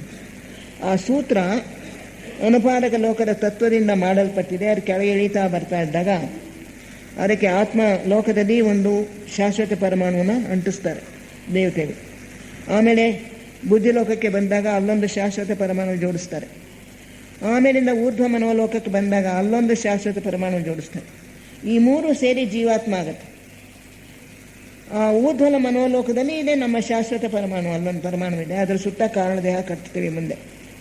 ಆ ಕಾರಣದೇಹದಿಂದ ನಾವು ಇವಾಗ ಕಾರಣದೇಹಕ್ಕೆ ನಮ್ಮ ಪ್ರಜ್ಞೆಯನ್ನು ಏರಿಸಿ ಅಲ್ಲಿಂದ ಇನ್ನೂ ಊರ್ಧ್ವಮುಖವಾಗಿ ಮೇಲ್ಗಡೆ ನೋಡಿದ್ರೆ ಆ ಸೂತ್ರಾತ್ಮ ನಮಗೆ ಕಾಣಿಸುತ್ತೆ. ಆ ಸೂತ್ರಾತ್ಮ ಪುರುಷಾತ್ಮನಿಂದ ಇಳಿದು ಬಂದಿದೆ, ನೇತಾಡ್ತಾ ಇದೆ. ಆ ಪುರುಷಾತ್ಮ ನಮಗೆ ಕಾಣಿಸ್ತಾನೆ. ಪುರುಷಾತ್ಮನ ಒಳಗಡೆ ಇಳಿದು ಇನ್ನೂ ಮೇಲಕ್ಕೆ ದೃಷ್ಟಿ ಹರಿಸಿದ್ರೆ ಆ ಸೋಲಾರ್ ಲೋಕ, ಸೌರ ಬ್ರಹ್ಮಾಂಡ ಈಶ್ವರನಿಂದ ನಾವು ಬಂದಿರೋದು ನಮಗೆ ಗೋಚರವಾಗುತ್ತೆ. ಅಷ್ಟೇ ಅಲ್ಲ, ನಮ್ಮ ಎಲ್ಲ ಶಕ್ತಿಗಳು, ನಾನು ಯಾವುದನ್ನು ನನ್ನ ಜಾಣತನ, ನನ್ನ ಬುದ್ಧಿವಂತಿಕೆ, ನನ್ನ ಕಲೆ, ನನ್ನ ವಿಜ್ಞಾನದ ಒಂದು ಅರಿವು ಅಂತ ಏನೇನು ನಾವು ಅಂದ್ಕೋತಾ ಇದ್ದೀವಿ, ನನ್ನದು ಅಂತ ನಾವು ಏನೇನು ಸಾಮರ್ಥ್ಯಗಳನ್ನು ಭಾವಿಸ್ಕೊಂಡಿದ್ದೀವಿ, ಇವೆಲ್ಲವೂ ಕೂಡ ಆ ಈಶ್ವರನ, ಅವನ ಸಾಮರ್ಥ್ಯಗಳೇ, ಅವನ ಬುದ್ಧಿವಂತಿಕೆನೇ, ಅವನಿಂದಲೇ ನನಗೆ ಬಂದಿರತಕ್ಕಂಥದ್ದು. ನನ್ನದು ಅನ್ನೋದು ಯಾವುದೂ ಇಲ್ಲ, ಎಲ್ಲ ಅವನದ್ದೇ ಅನ್ನೋದು ನಮಗೆ ಸಾಕ್ಷಾತ್ತಾಗಿ ಗೋಚರವಾಗುತ್ತಂತೆ. ನಮ್ಮ ಕಾರಣದೇಹದ ಮೂಲಕ ನಾವು ಮೇಲಕ್ಕೆ ನೋಡಿದಾಗ ಪುರುಷಾತ್ಮ ಕಾಣಿಸ್ತಾನೆ. ಪುರುಷಾತ್ಮನಿಂದ ಇನ್ನೂ ಮೇಲಕ್ಕೆ ನೋಡಿದಾಗ ಸೌರ ಬ್ರಹ್ಮಾಂಡ ಈಶ್ವರನಿಂದ ನಮಗೆ ಇದೆಲ್ಲ ಬರ್ತಾ ಇದೆ ಅನ್ನೋದು ನಮಗೆ ಸಾಕ್ಷಾತ್ತಾಗಿ ಅನುಭವಕ್ಕೆ ಬರುತ್ತೆ. ಇಂಥ ಒಂದು ಅನುಭವ ಆಗಿಬಿಟ್ಟ ಮೇಲೆ ನಾನು ಅನ್ನೋದು ಹೊರಟೇ ಹೋಗುತ್ತೆ, ಪೂರ್ತಿ dissolves. You will not have the sense of separateness. But ಅಂಥ ಒಂದು ಅನುಭವ ಆಗಬೇಕಲ್ಲ ನಮಗೆ. ಅವ್ರಿಗೇನೋ ಕಾರಣದೇಹದ ಪ್ರಜ್ಞೆ ಬೆಳೆದಿತ್ತು, ಇನ್ನೂ ಮೇಲಕ್ಕೆ ನೋಡೋ ಶಕ್ತಿ ಇತ್ತು. ಅದಕ್ಕೆ ಅವ್ರು ಹೇಳ್ತಾರೆ, ನಮ್ಮಲ್ಲಿ ನಾನು ಅನ್ನೋ ಒಂದು ಭಾವನೆ ಇರೋದೇ ಇಲ್ಲ. ಆ ಪರಮಾತ್ಮನ ಒಂದು ಅಂಶ ನಾನು, ಅವನದ್ದೇ ಇಲ್ಲ, ನನ್ನದು ಅನ್ನೋದು ಏನೂ ಇಲ್ಲ.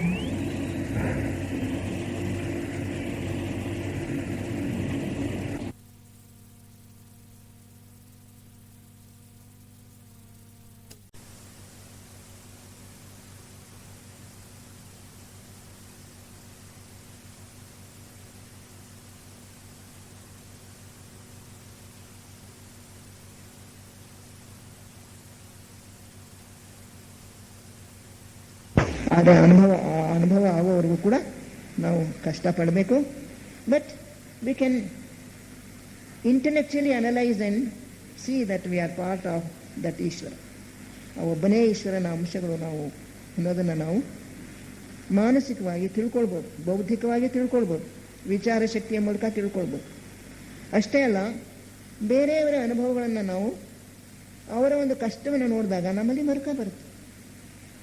ಆ ಮರುಕ ಹುಟ್ಟಿದಾಗ ಎಲ್ಲಿಂದ ಬಂತು ಅದು? ಆ ಈಶ್ವರನು ನಮಗೆ ಕೊಟ್ಟಿರ್ತಕ್ಕಂಥ ಒಂದು ಪ್ರೇಮ ಶಕ್ತಿಯಿಂದ ಮರುಕ ಹುಟ್ಟಬೇಕು. ಈ ದುಃಖ ಅನ್ನೋದು ಪ್ರಪಂಚದಲ್ಲಿ ಇಟ್ ಈಸ್ ವೈಡ್ಲಿ ಪ್ರಿವೇಲೆಂಟ್ ಅಂತಾರೆ. ಸುಖಾಪೇಕ್ಷೆಯನ್ನು ಕೊಲ್ಲು ಅಂತ ಹೇಳಿದ್ರೆ, ನಾವು ಇತರರ ದುಃಖವನ್ನು ನೋಡಿದಾಗ ನಮಗೆ ದುಃಖ ಆಗತ್ತಲ್ಲ. ಸುಖಾಪೇಕ್ಷೆ ಇರ್ತಕ್ಕಂಥವ್ರು ಹಾಗೆ ನೀನು ಸುಖಿಯಾಗಿರು ಅಂತಾರೆ. ಯಾವಾಗಲೂ ಕೂಡ ಶಾಶ್ವತವಾಗಿ ನಮ್ಮ ಮನಸ್ಸಿನಲ್ಲಿ ಚಿಯರ್ಫುಲ್ನೆಸ್, ಶಾಂತಿ, ಪೀಸ್ ಆ್ಯಂಡ್ ಚಿಯರ್ಫುಲ್ನೆಸ್, ಆನಂದ, bliss, they should be there all the time ಅಂತ ಹೇಳ್ತಾರೆ. ತಾತ್ಕಾಲಿಕವಾಗಿರ್ತಕ್ಕಂಥ ಸುಖ ಸಂತೋಷ ಬೇಡ, ಶಾಶ್ವತವಾಗಿರ್ತಕ್ಕಂಥ ನಿರಂತರವಾದ ಆನಂದಕ್ಕೆ ನಾವು ಅಪೇಕ್ಷೆ ಪಡಬೇಕು. ದ ಬ್ಲಿಸ್ ನೇಚರ್, ಸತ್ಯಂ ಶಿವಂ ಸುಂದರಂ ಅಂತ ಹೇಳ್ತೀವಿ. ಆಮೇಲಿಂದ ಸಚ್ಚಿತ್ ಆನಂದ ಅಂತ ಹೇಳ್ತೀವಿ ಭಗವಂತನ. ಆ ಆನಂದ ಸ್ವರೂಪ ಅವನು, ಸದಾ ಅವನ ಆನಂದ ಭರಿತ. ನಮ್ಮ ನೇಚರು, ನಮ್ಮ ಪ್ರಕೃತಿಯನ್ನು ಕೂಡ ಆನಂದದಿಂದ ತುಂಬಿರಬೇಕು. We should be always cheerful, full of happiness, full of bliss. Ramana Maharshi cancer ರೋಗದಿಂದ ನರಳ್ತಾ ಇದ್ರು. ಆವಾಗ ಡಾಕ್ಟರ್ಸ್ ಹೇಳಿದ್ರು, ಈ ಭಾಗನ ನಾವು ಕತ್ತರಿಸಿ ಹಾಕಬೇಕು, ಆ ಟ್ಯೂಮರ್ನ ಅಂತ. ಸರಿ, ಕತ್ತರಿಸಿ ಹಾಕಿ. ಹಾಗಾದರೆ ಅನಾಸ್ಥೆಟಿಕ್ ಕೊಡ್ತೀವಿ. ಬೇಡ, ನಂಗೆ ಅನಾಸ್ಥೆಟಿಕ್ ಏನು ಬೇಡ, ನೀವು ಆಪರೇಷನ್ ಮಾಡ್ಕೊಳ್ಳಿ ಅಂತ ಹಿಂಗೆ ತೋಳು ನೀಡಬೇಕು. ಅನಾಸ್ಥೆಟಿಕ್ ಇಲ್ಲದೇ ಅವ್ರು ಆಪರೇಷನ್ ಮಾಡಿದ್ರು. ಅವ್ರ ಪ್ರಜ್ಞೆನ ಹಿಂದಕ್ಕೆ ಹೇಳ್ಕೊಂಡ್ಬಿಟ್ರು. ಪ್ರಜ್ಞೆ ಹೇಳ್ಕೊಂಡ್ಬಿಟ್ಟು ಯಾವುದೋ ಬೇರೆ ದೇಹದಲ್ಲಿ ಇದ್ರು ಅನ್ಸುತ್ತೆ. ಆಮೇಲೆ ಆಪರೇಷನ್ ಮುಗಿದ ಮೇಲೆ ವಾಪಸ್ ಬಂತು. ಹಾಗೆ ಅವರ ಒಂದು ತಮ್ಮ ಪ್ರಜ್ಞೆಯನ್ನು ಎಲ್ಲಿಗೆ ಬೇಕಾದ್ರೆ ಆ ತರಹ ಒಂದು ಹೇಳ್ಕೊಳ್ಳೋ ಒಂದು ಶಕ್ತಿ ಅವರಿಗೆ ಇರ್ತದೆ. ಅವರು ಎಷ್ಟೇ ನೋವಿದ್ರು ಕೂಡ, ಸಾಯೋ ದಿವಸನೂ ಕೂಡ ನನ್ನ ಭಕ್ತರು ನನಗೆ ಕಾಯ್ತಾ ಇದ್ದಾರೆ, ನಾನು ಅವ್ರ ದರ್ಶನ ಕೊಡಬೇಕು, ನನ್ನ ಮಂಚನ ಅಲ್ಲೇ ಹಾಕಿ ಅಂತ ಹೇಳಿ ಹಾಕ್ಕೊಂಡು ಎಳ್ಸ್ಕೊಂಡ್ರು. ಒಂದು ನಿಮಿಷವೂ ಕೂಡ ತಮಗೋಸ್ಕರ, ತಮ್ಮ ಯಾತನೆಗೋಸ್ಕರ ಅವರು ನರಳಿಲ್ಲ, ದುಃಖ ಪಡಲಿಲ್ಲ.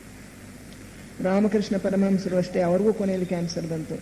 ಕೊನೆಯವರೆಗೂ ಶಿಷ್ಯರಿಗೆ ಉಪದೇಶ ಮಾಡ್ತಾನೇ ಇದ್ರು. ಹೇಗೆ ಇವರಿಗೆಲ್ಲ ದುಃಖನ ಹೇಗೆ ಸಹಿಸ್ಕೋತಾರೆ, ಅವರು ನೋವು ಹೇಗೆ ಸಹಿಸ್ಕೋತಾರೆ ಅಂತ. ಆ ದೇಹ ನಾನಲ್ಲ ಅನ್ನೋ ಒಂದು ಭಾವನೆ ಇರೋದ್ರಿಂದ ಅದನ್ನು ಮರ್ತು ಬಿಡ್ತಾರೆ. ಸ್ಥೂಲ ದೇಹ ಮರ್ತು ಬಿಟ್ಟು ತಮ್ಮ ಉನ್ನತ ಮಟ್ಟದಲ್ಲಿ ಅವರು ಇದ್ದು ಬಿಡ್ತಾರೆ. ಹಾಗೆ ಜಿನರಾಜ್ ದಾಸರು ಹೈದರಾಬಾದ್ನಲ್ಲಿ ಒಂದ್ಸಲ ಅವರು ಲೆಕ್ಚರ್ ಕೊಡುವಾಗ 102 ಡಿಗ್ರಿ ಅವರಿಗೆ ಜ್ವರ. ಲೆಕ್ಚರ್ ಕೊಡುವಾಗ ಯಾರಿಗೂ ಏನು ಗೊತ್ತಾಗಲಿಲ್ಲ, ಚೆನ್ನಾಗೇ ಮಾತಾಡಿದ್ರು. ಆಮೇಲೆ ರೂಮ್ಗೆ ಹೋಗ್ಬಿಟ್ಟು ಟೆಂಪ್ರೇಚರ್ ನೋಡಿಕೊಂಡ್ರೆ 102 ಡಿಗ್ರಿ ಇತ್ತು. ಎಲ್ಲರೂ ನೀವು ಲೆಕ್ಚರ್ ಕೊಟ್ಟಿದ್ದೀವಿ ಹಿಂಗೆ ಅಂದರೆ, ನಾನು ಲೆಕ್ಚರ್ ಕೊಡುವಾಗ ನನಗೆ ದೇಹ ಮರ್ತು ಬಿಡ್ತೀನಪ್ಪ, ನನಗೆ ಅದೇನೂ ಇರೋದಿಲ್ಲ. ಈ ಒಂದು ಮನೋಭಾವ, ದೇಹದಿಂದ ತಮ್ಮನ್ನು ತಾವು ಬೇರ್ಪಡಿಸ್ಕೊಳ್ತಕ್ಕಂಥದ್ದು, ಈ ದೇಹ ನಾನಲ್ಲ ಅನ್ನೋ ಒಂದು ಭಾವ ಅವರಲ್ಲಿ ಚೆನ್ನಾಗಿರುತ್ತೆ. ಆದ್ದರಿಂದ ಈ ಅಧ್ಯಾತ್ಮ ಜೀವಿಗಳು ಅವರ ಜೀವನದಲ್ಲಿ ನಮಗೆ ತುಂಬ ದುಃಖ ಕಾಣುತ್ತೆ, ತುಂಬ ಕಷ್ಟ ಕಾಣಿಸುತ್ತೆ. ಬಡತನ, ರೋಗ, ಬೇರೆಯವರವರಿಗೆಲ್ಲ ಕಿರುಕುಳ ಕೊಡೋರು. ಜೀಸಸ್ ಕ್ರೈಸ್ಟ್ಗೆ ಎಷ್ಟು ಕಷ್ಟ ಕೊಟ್ಟರು, ಶಿಲುಬೆಗೆ ಹಾಕಿದ್ರು. ಮೊನ್ನೆ ದಿವಸ ಗುಡ್ ಫ್ರೈಡೆ ಆಚರಿಸೋರು ಕ್ರಿಶ್ಚಿಯನ್ಸ್ ಎಲ್ಲ, ಶಿಲುಬೆಗೆ ಹಾಕಿದ್ದನ್ನು. ಇವತ್ತು ಅವನು ಪುನರುತ್ಥಾನ ಆಗೋ ದಿನ, ಕಮಿಂಗ್ ಬ್ಯಾಕ್ ಟು ಲೈಫ್. ಹಾಗಾದರೆ ಏನು ಕಮಿಂಗ್ ಬ್ಯಾಕ್ ಟು ಲೈಫ್ ಅಂದರೆ, ಅವನು ತಿರ್ಗಾ ಅದೇ ಆ ಹಳೆ ದೇಹದಲ್ಲಿ ಬಂದು ಕಾಣಿಸ್ಕೊಂಡ ಅಂತಂದರೆ ಅಸೆನ್ಷನ್ ಅಂತಾರೆ. ಅವನು ಸ್ವರ್ಗಾರೋಹಣ ಮಾಡಿದ ದಿನ ಅಂತಾರೆ. ಪುನಃ ತನ್ನ ಕಾಣಿಸ್ಕೊಂಡ ಅವನು ಅಂತ. ಅದಕ್ಕೆ ಡೆಡ್ ಬಿಟರ್ ಅವರು ಬರೆದಿದ್ದಾರೆ, ಅವನು ಸತ್ತ ಮೇಲೂ ಕೂಡ ಅನೇಕ ವರ್ಷಗಳ ಕಾಲ ತನ್ನ ಶಿಷ್ಯರಿಗೆ ಉಪದೇಶ ಮಾಡ್ತಾ ಇದ್ದ ಅಂತ. ಒಂದು ಸೂಕ್ಷ್ಮ ರೂಪದಲ್ಲಿ ಬಂದು ಅವನು ಶಿಷ್ಯರಿಗೆ ಉಪದೇಶ ಮಾಡ್ತಾ ಇದ್ದಂತೆ ಎಷ್ಟೋ ವರ್ಷಗಳ ಕಾಲ. ಈ ಒಂದು ಸಾಯುವಾಗ ಜೀಸಸ್ ಹೇಳ್ಕೊತಾನೆ, father have you forsaken me, ನನ್ನನ್ನು ಬಿಟ್ಬಿಟ್ಟಿಯಾ ತಂದೆ ಅಂತ. ಅದು ಕೂಕ್ಕೊಳ್ಳೋದು ಅವನ ದೇಹಾತ್ಮ, ಅದು ನಿಜವಾಗಿಯೂ ಕೂಡ ಅವನ ಆತ್ಮ ಬಿಟ್ಟು ಹೋಗಿರುತ್ತೆ ಅಷ್ಟೊತ್ತು. ಆ ಒಂದು ದೇಹಾತ್ಮ ಭಾವ ಕಳಿಸ್ಕೊಂಡ್ಬಿಟ್ಟಿದ್ರೆ, ಅವನಿಗೆ ಸಾಯಿಸ್ತಾ ಇದ್ದಾರೆ ಅಂತ ಗೊತ್ತಿದ್ರೂ ಕೂಡ ಅವನು ಅದಕ್ಕೆ ಪ್ರತಿಭಟಿಸಲಿಲ್ಲ. ಸಾಕ್ರೆಟೀಸ್ಗೆ ವಿಷ ಕೊಟ್ಟಾಗ ಅವನು ಅದನ್ನು ಸಂತೋಷದಿಂದ ಸ್ವೀಕರಿಸಿದ. ಇದು ಇವಾಗ ನನ್ನ ಜೀವ ಇಲ್ಲಿಗೆ ಬಂತು, ಇದು ಹೋಗ್ತಾ ಇದೆ ಅಂತ ಹೇಳ್ಕೊಂಡು ಸತ್ನಂತೆ. ಈ ದೇಹ ನಾನಲ್ಲ ಅನ್ನೋದು ಅವ್ರಿಗೆ ಚೆನ್ನಾಗಿ ಗೊತ್ತು. ಅದರಿಂದ ಅವರು ತಮ್ಮ ಉನ್ನತ ಪ್ರಜ್ಞೆಯ ಜೊತೆಗೆ ತಮ್ಮನ್ನು ಏಕೀಕರಿಸ್ಕೊಂಡ್ಬಿಟ್ಟಿರ್ತಾರೆ. ಈ ದುಃಖ ಅನ್ನೋದು this is only temporary, sometimes it is a necessary in part of life ಅಂತಾರೆ. ದುಃಖ ಸಂಕಟ ಪ್ರಪಂಚದಲ್ಲಿ ಎಲ್ಲ ದುಃಖ ಸಂಕಟ ಅನುಭವಿಸ್ತಾ ಇರೋದನ್ನು ನೋಡಿದಾಗ ಶಿಷ್ಯನಾದವನಿಗೂ ದುಃಖ ಆಗುತ್ತೆ, ಗುರುಗಳಿಗೂ ಕೂಡ ಅದರ ದುಃಖದ ಬಿಸಿ ತಟ್ಟುತ್ತೆ. ಜೀವನ್ಮುಕ್ತರಾಗಿರೋರು ಕೂಡ ಆ ಅನುಕಂಪ ಅವರಲ್ಲಿ ಇರೋದ್ರಿಂದ ಜನರ ದುಃಖವನ್ನು ನೋಡಿದಾಗ ಅವರಿಗೆ ದುಃಖ ಆಗುತ್ತೆ. ಆದರೆ ಅವರದರಿಂದ ಕುಗ್ಗಿ ಹೋಗೋದಿಲ್ಲ. This sorrow is part of life, this is a necessary teacher. ಈ ದುಃಖವನ್ನು ಅನುಭವಿಸದೆ ಹೋದರೆ ಅವರು ಪಾಠ ಕಲಿಯೋದಿಲ್ಲ. ಇದನ್ನು ಅನುಭವಿಸಿಯೇ ಅವರು ತಾವು ಕಲಿಬೇಕಾದಂಥ ಪಾಠ ಕಲಿಬೇಕು. ಇಟ್ ಇಸ್ ಎ ನೆಸೆಸಿಟಿ, ಇದೊಂದು ಅವಶ್ಯಕತೆ, ಇದೊಂದು ಅಗತ್ಯ ಅನ್ನೋದನ್ನು ಅವರು ಗುರುತಿಸ್ಕೊಂಡಿರ್ತಾರೆ. ಎಷ್ಟೋ ಸಲ ನಮ್ಮ ಮನೆಯ ಕೆಲಸದವರು, ತರಕಾರಿ ಮಾರೋರು, ಇವನ್ನೆಲ್ಲ ನೋಡಿದಾಗ ತುಂಬ ಅನುಕಂಪ ಬರುತ್ತೆ, ಪರಿತಾಪ ಆಗುತ್ತೆ, ಸಹಾಯ ಮಾಡಬೇಕು ಅನಿಸುತ್ತೆ. 2-3 ಸಲ ನಾನು 1000 ಗಟ್ಟಲೆ ಸಹಾಯ ಮಾಡಿ ಆಮೇಲೆ ನೋಡಿದೆ, ಅವರು ಆ ಹಣವನ್ನು ಅನೇಕ ಸಲ ದುರುಪಯೋಗ ಮಾಡ್ಕೊಂಡ್ಬಿಡ್ತಾರೆ, ಖರ್ಚು ಮಾಡಿಬಿಡ್ತಾರೆ. ಏನೋ ಒಂದು ಬೇಡದೇ ಇರೋದು ವಸ್ತು ಕೊಂಡ್ಕೊಳ್ಳೋದು, ಅಥವಾ ದುಂಡು ಖರ್ಚು ಮಾಡಿಬಿಡೋದು, ಒಂದು ಮದುವೆ ಒಂದು ಮುಂಜಿ ಇಂಥದ್ದು ಆಡಂಬರದಿಂದ ಮಾಡಿಬಿಟ್ಟು ಖರ್ಚು ಮಾಡಿಬಿಡೋದು. ಪುನಃ ಯಥಾಸ್ಥಿತಿನೇ, ಅವರು ಮೊದಲಿದ್ದ ಸ್ಥಿತಿಗೆ ಬರ್ತಾರೆ. ಅವರ ಆ ಹಣ ಕೊಟ್ಟಿದ್ದೆಲ್ಲ ಎಲ್ಲಿ ಹೋಯ್ತೋ ಏನೋ. ಇದನ್ನು ನೋಡಿದಾಗ ಅವರು ಕಷ್ಟಪಟ್ಟೇ ಪಾಠ ಕಲಿಬೇಕು, ದುಂದು ವೆಚ್ಚ ಮಾಡಿಬಿಟ್ಟು ಖರ್ಚು ಮಾಡಬಾರ್ದು ಅನ್ನೋದು ಅವರಿಗೆ ತಿಳುವಳಿಕೆ ಬರಬೇಕು. ಕಷ್ಟಪಟ್ಟು ಕೆಲಸ ಮಾಡಿ ಆ ದುಃಖವನ್ನು ಅನುಭವಿಸಿ ಅವ್ರ ಪಾಠ ಕಲಿಬೇಕು ಅನ್ನೋದು ಗೊತ್ತಾಯಿತು ನನಗೆ. ಈಗ ಚೆನ್ನಾಗಿ ಅನುಭವಿಸ್ತಾ 2-3 ಜನಕ್ಕೆ ಸಹಾಯ ಮಾಡೋಕ್ಕೆ ಹೋಗಿ ಅದರಿಂದ ನಾನು ಪಾಠ ಕಲ್ತ್ಕೋತಾ ಇದ್ದೀನಿ. ಎಲ್ಲಿ ಸಹಾಯ ಮಾಡಬೇಕೋ ಅದನ್ನು ಬಹಳ ವಿವೇಚನೆಯಿಂದ ಮಾಡಬೇಕು. ಸುಮ್ಮನೆ ನಾವು ಹಣ ಕೊಡ್ತು ಅಂದರೆ ಅವರ ಕಷ್ಟ ಹೋಗೋದಿಲ್ಲ ಅನ್ನೋದು ಪಾಠ ಕಲಿತೀವಿ. ಅವರ ಕಷ್ಟ ನೋಡಿದಾಗ, ದುಃಖ ನೋಡಿದಾಗ ಗುರುಗಳು ಮರಗ್ತಾರಂತೆ. ಆದರೆ this is A necessary teacher, ಇದು ಒಂದು ಅಗತ್ಯವಾದಂಥ ಉಪಾಧ್ಯಾಯ ಇರಬೇಕು. ಇವರಿಗೆ ಕಷ್ಟ ಅನುಭವಿಸಿ ಅವರ ಪಾಠ ಕಲಿಬೇಕು ಅನ್ನೋದು ಅವ್ರಿಗೆ ಗೊತ್ತಾಯಿತು. ಅದರಿಂದ ಈಗ ಈ ಸುಖಾಪೇಕ್ಷೆಯನ್ನು ಕೊಂದು ಅನ್ನೋದಕ್ಕೆ ಅವರು ಹೇಳ್ತಾರೆ 3 ಡೇಂಜರ್ಸ್ ಇದೆ. ಒಂದು ಅಲಸಿಕೆ, ಇನ್ನೊಂದು ಬೇರೆಯವರ ವಿಷಯದಲ್ಲಿ ಒಂದು ತಾತ್ಸಾರ ಭಾವನೆ. ಯಾರು ಇನ್ನೂ ಪ್ರಪಂಚದ ಜೀವನದಲ್ಲೇ ಮುಳುಗಿರ್ತಾರೋ ಇವರು ಯಾಕೆ ಈ ನಶ್ವರ ಜೀವನಕ್ಕೆ ಅಂಟ್ಕೊಂಡಿದ್ದಾರೆ ಅಂಥೇಳಿ ಅವರನ್ನು ನಿಕೃಷ್ಟ ಭಾವದಿಂದ ಕಾಣೋದು, ಅದನ್ನು ಬಿಟ್ಟುಬಿಡಿ. ಅವರು ಅದರಿಂದ ಕಲಿಬೇಕಾಗಿದೆ, ಮುಂದಕ್ಕೆ ಹೋಗೋದಕ್ಕೆ ಅವ್ರಿಗೆ ಅದೇ ಮಾರ್ಗ. 3ನೇದು ಏನಪ್ಪ ಅಂತ ಹೇಳಿದ್ರೆ, ನಾವು ಕುಗ್ಗಿ ಹೋಗ್ತಕ್ಕಂಥದ್ದು. ಆ ಕುಗ್ಗಿ ಹೋಗಬಾರ್ದು, ದುಃಖ ನಾವು ನೋಡಿದಾಗ ಕುಗ್ಗಿ ಹೋಗಬಾರ್ದು. ಆಮೇಲೆ ಪ್ರತ್ಯೇಕತೆಯ ಮನೋಭಾವ ಬರಬಾರ್ದು, ನಾನು ಅವರಿಗಿಂತ ಹೆಚ್ಚು ಅನ್ನೋ ಮನೋಭಾವ ನಮಗೆ ಬರಬಾರ್ದು. ಇದನ್ನೆಲ್ಲ ನಾವು ಜಯಿಸ್ಕೊಂಡು ಮಹತ್ವಾಕಾಂಕ್ಷೆ ಇರೋರ ಹಾಗೆ ನಾವು ಕೆಲಸ ಮಾಡಬೇಕು. ಸುಖಾಪೇಕ್ಷೆ ಇರೋರು ಕೆಲಸ ಮಾಡೋ ಹಾಗೆ ನಾವು ಕೆಲಸ ಮಾಡಿ ಸದಾ ಸುಖಿಯಾಗಿರಬೇಕು, ಸದಾ ಆನಂದದಿಂದ ಕೂಡಿರಬೇಕು.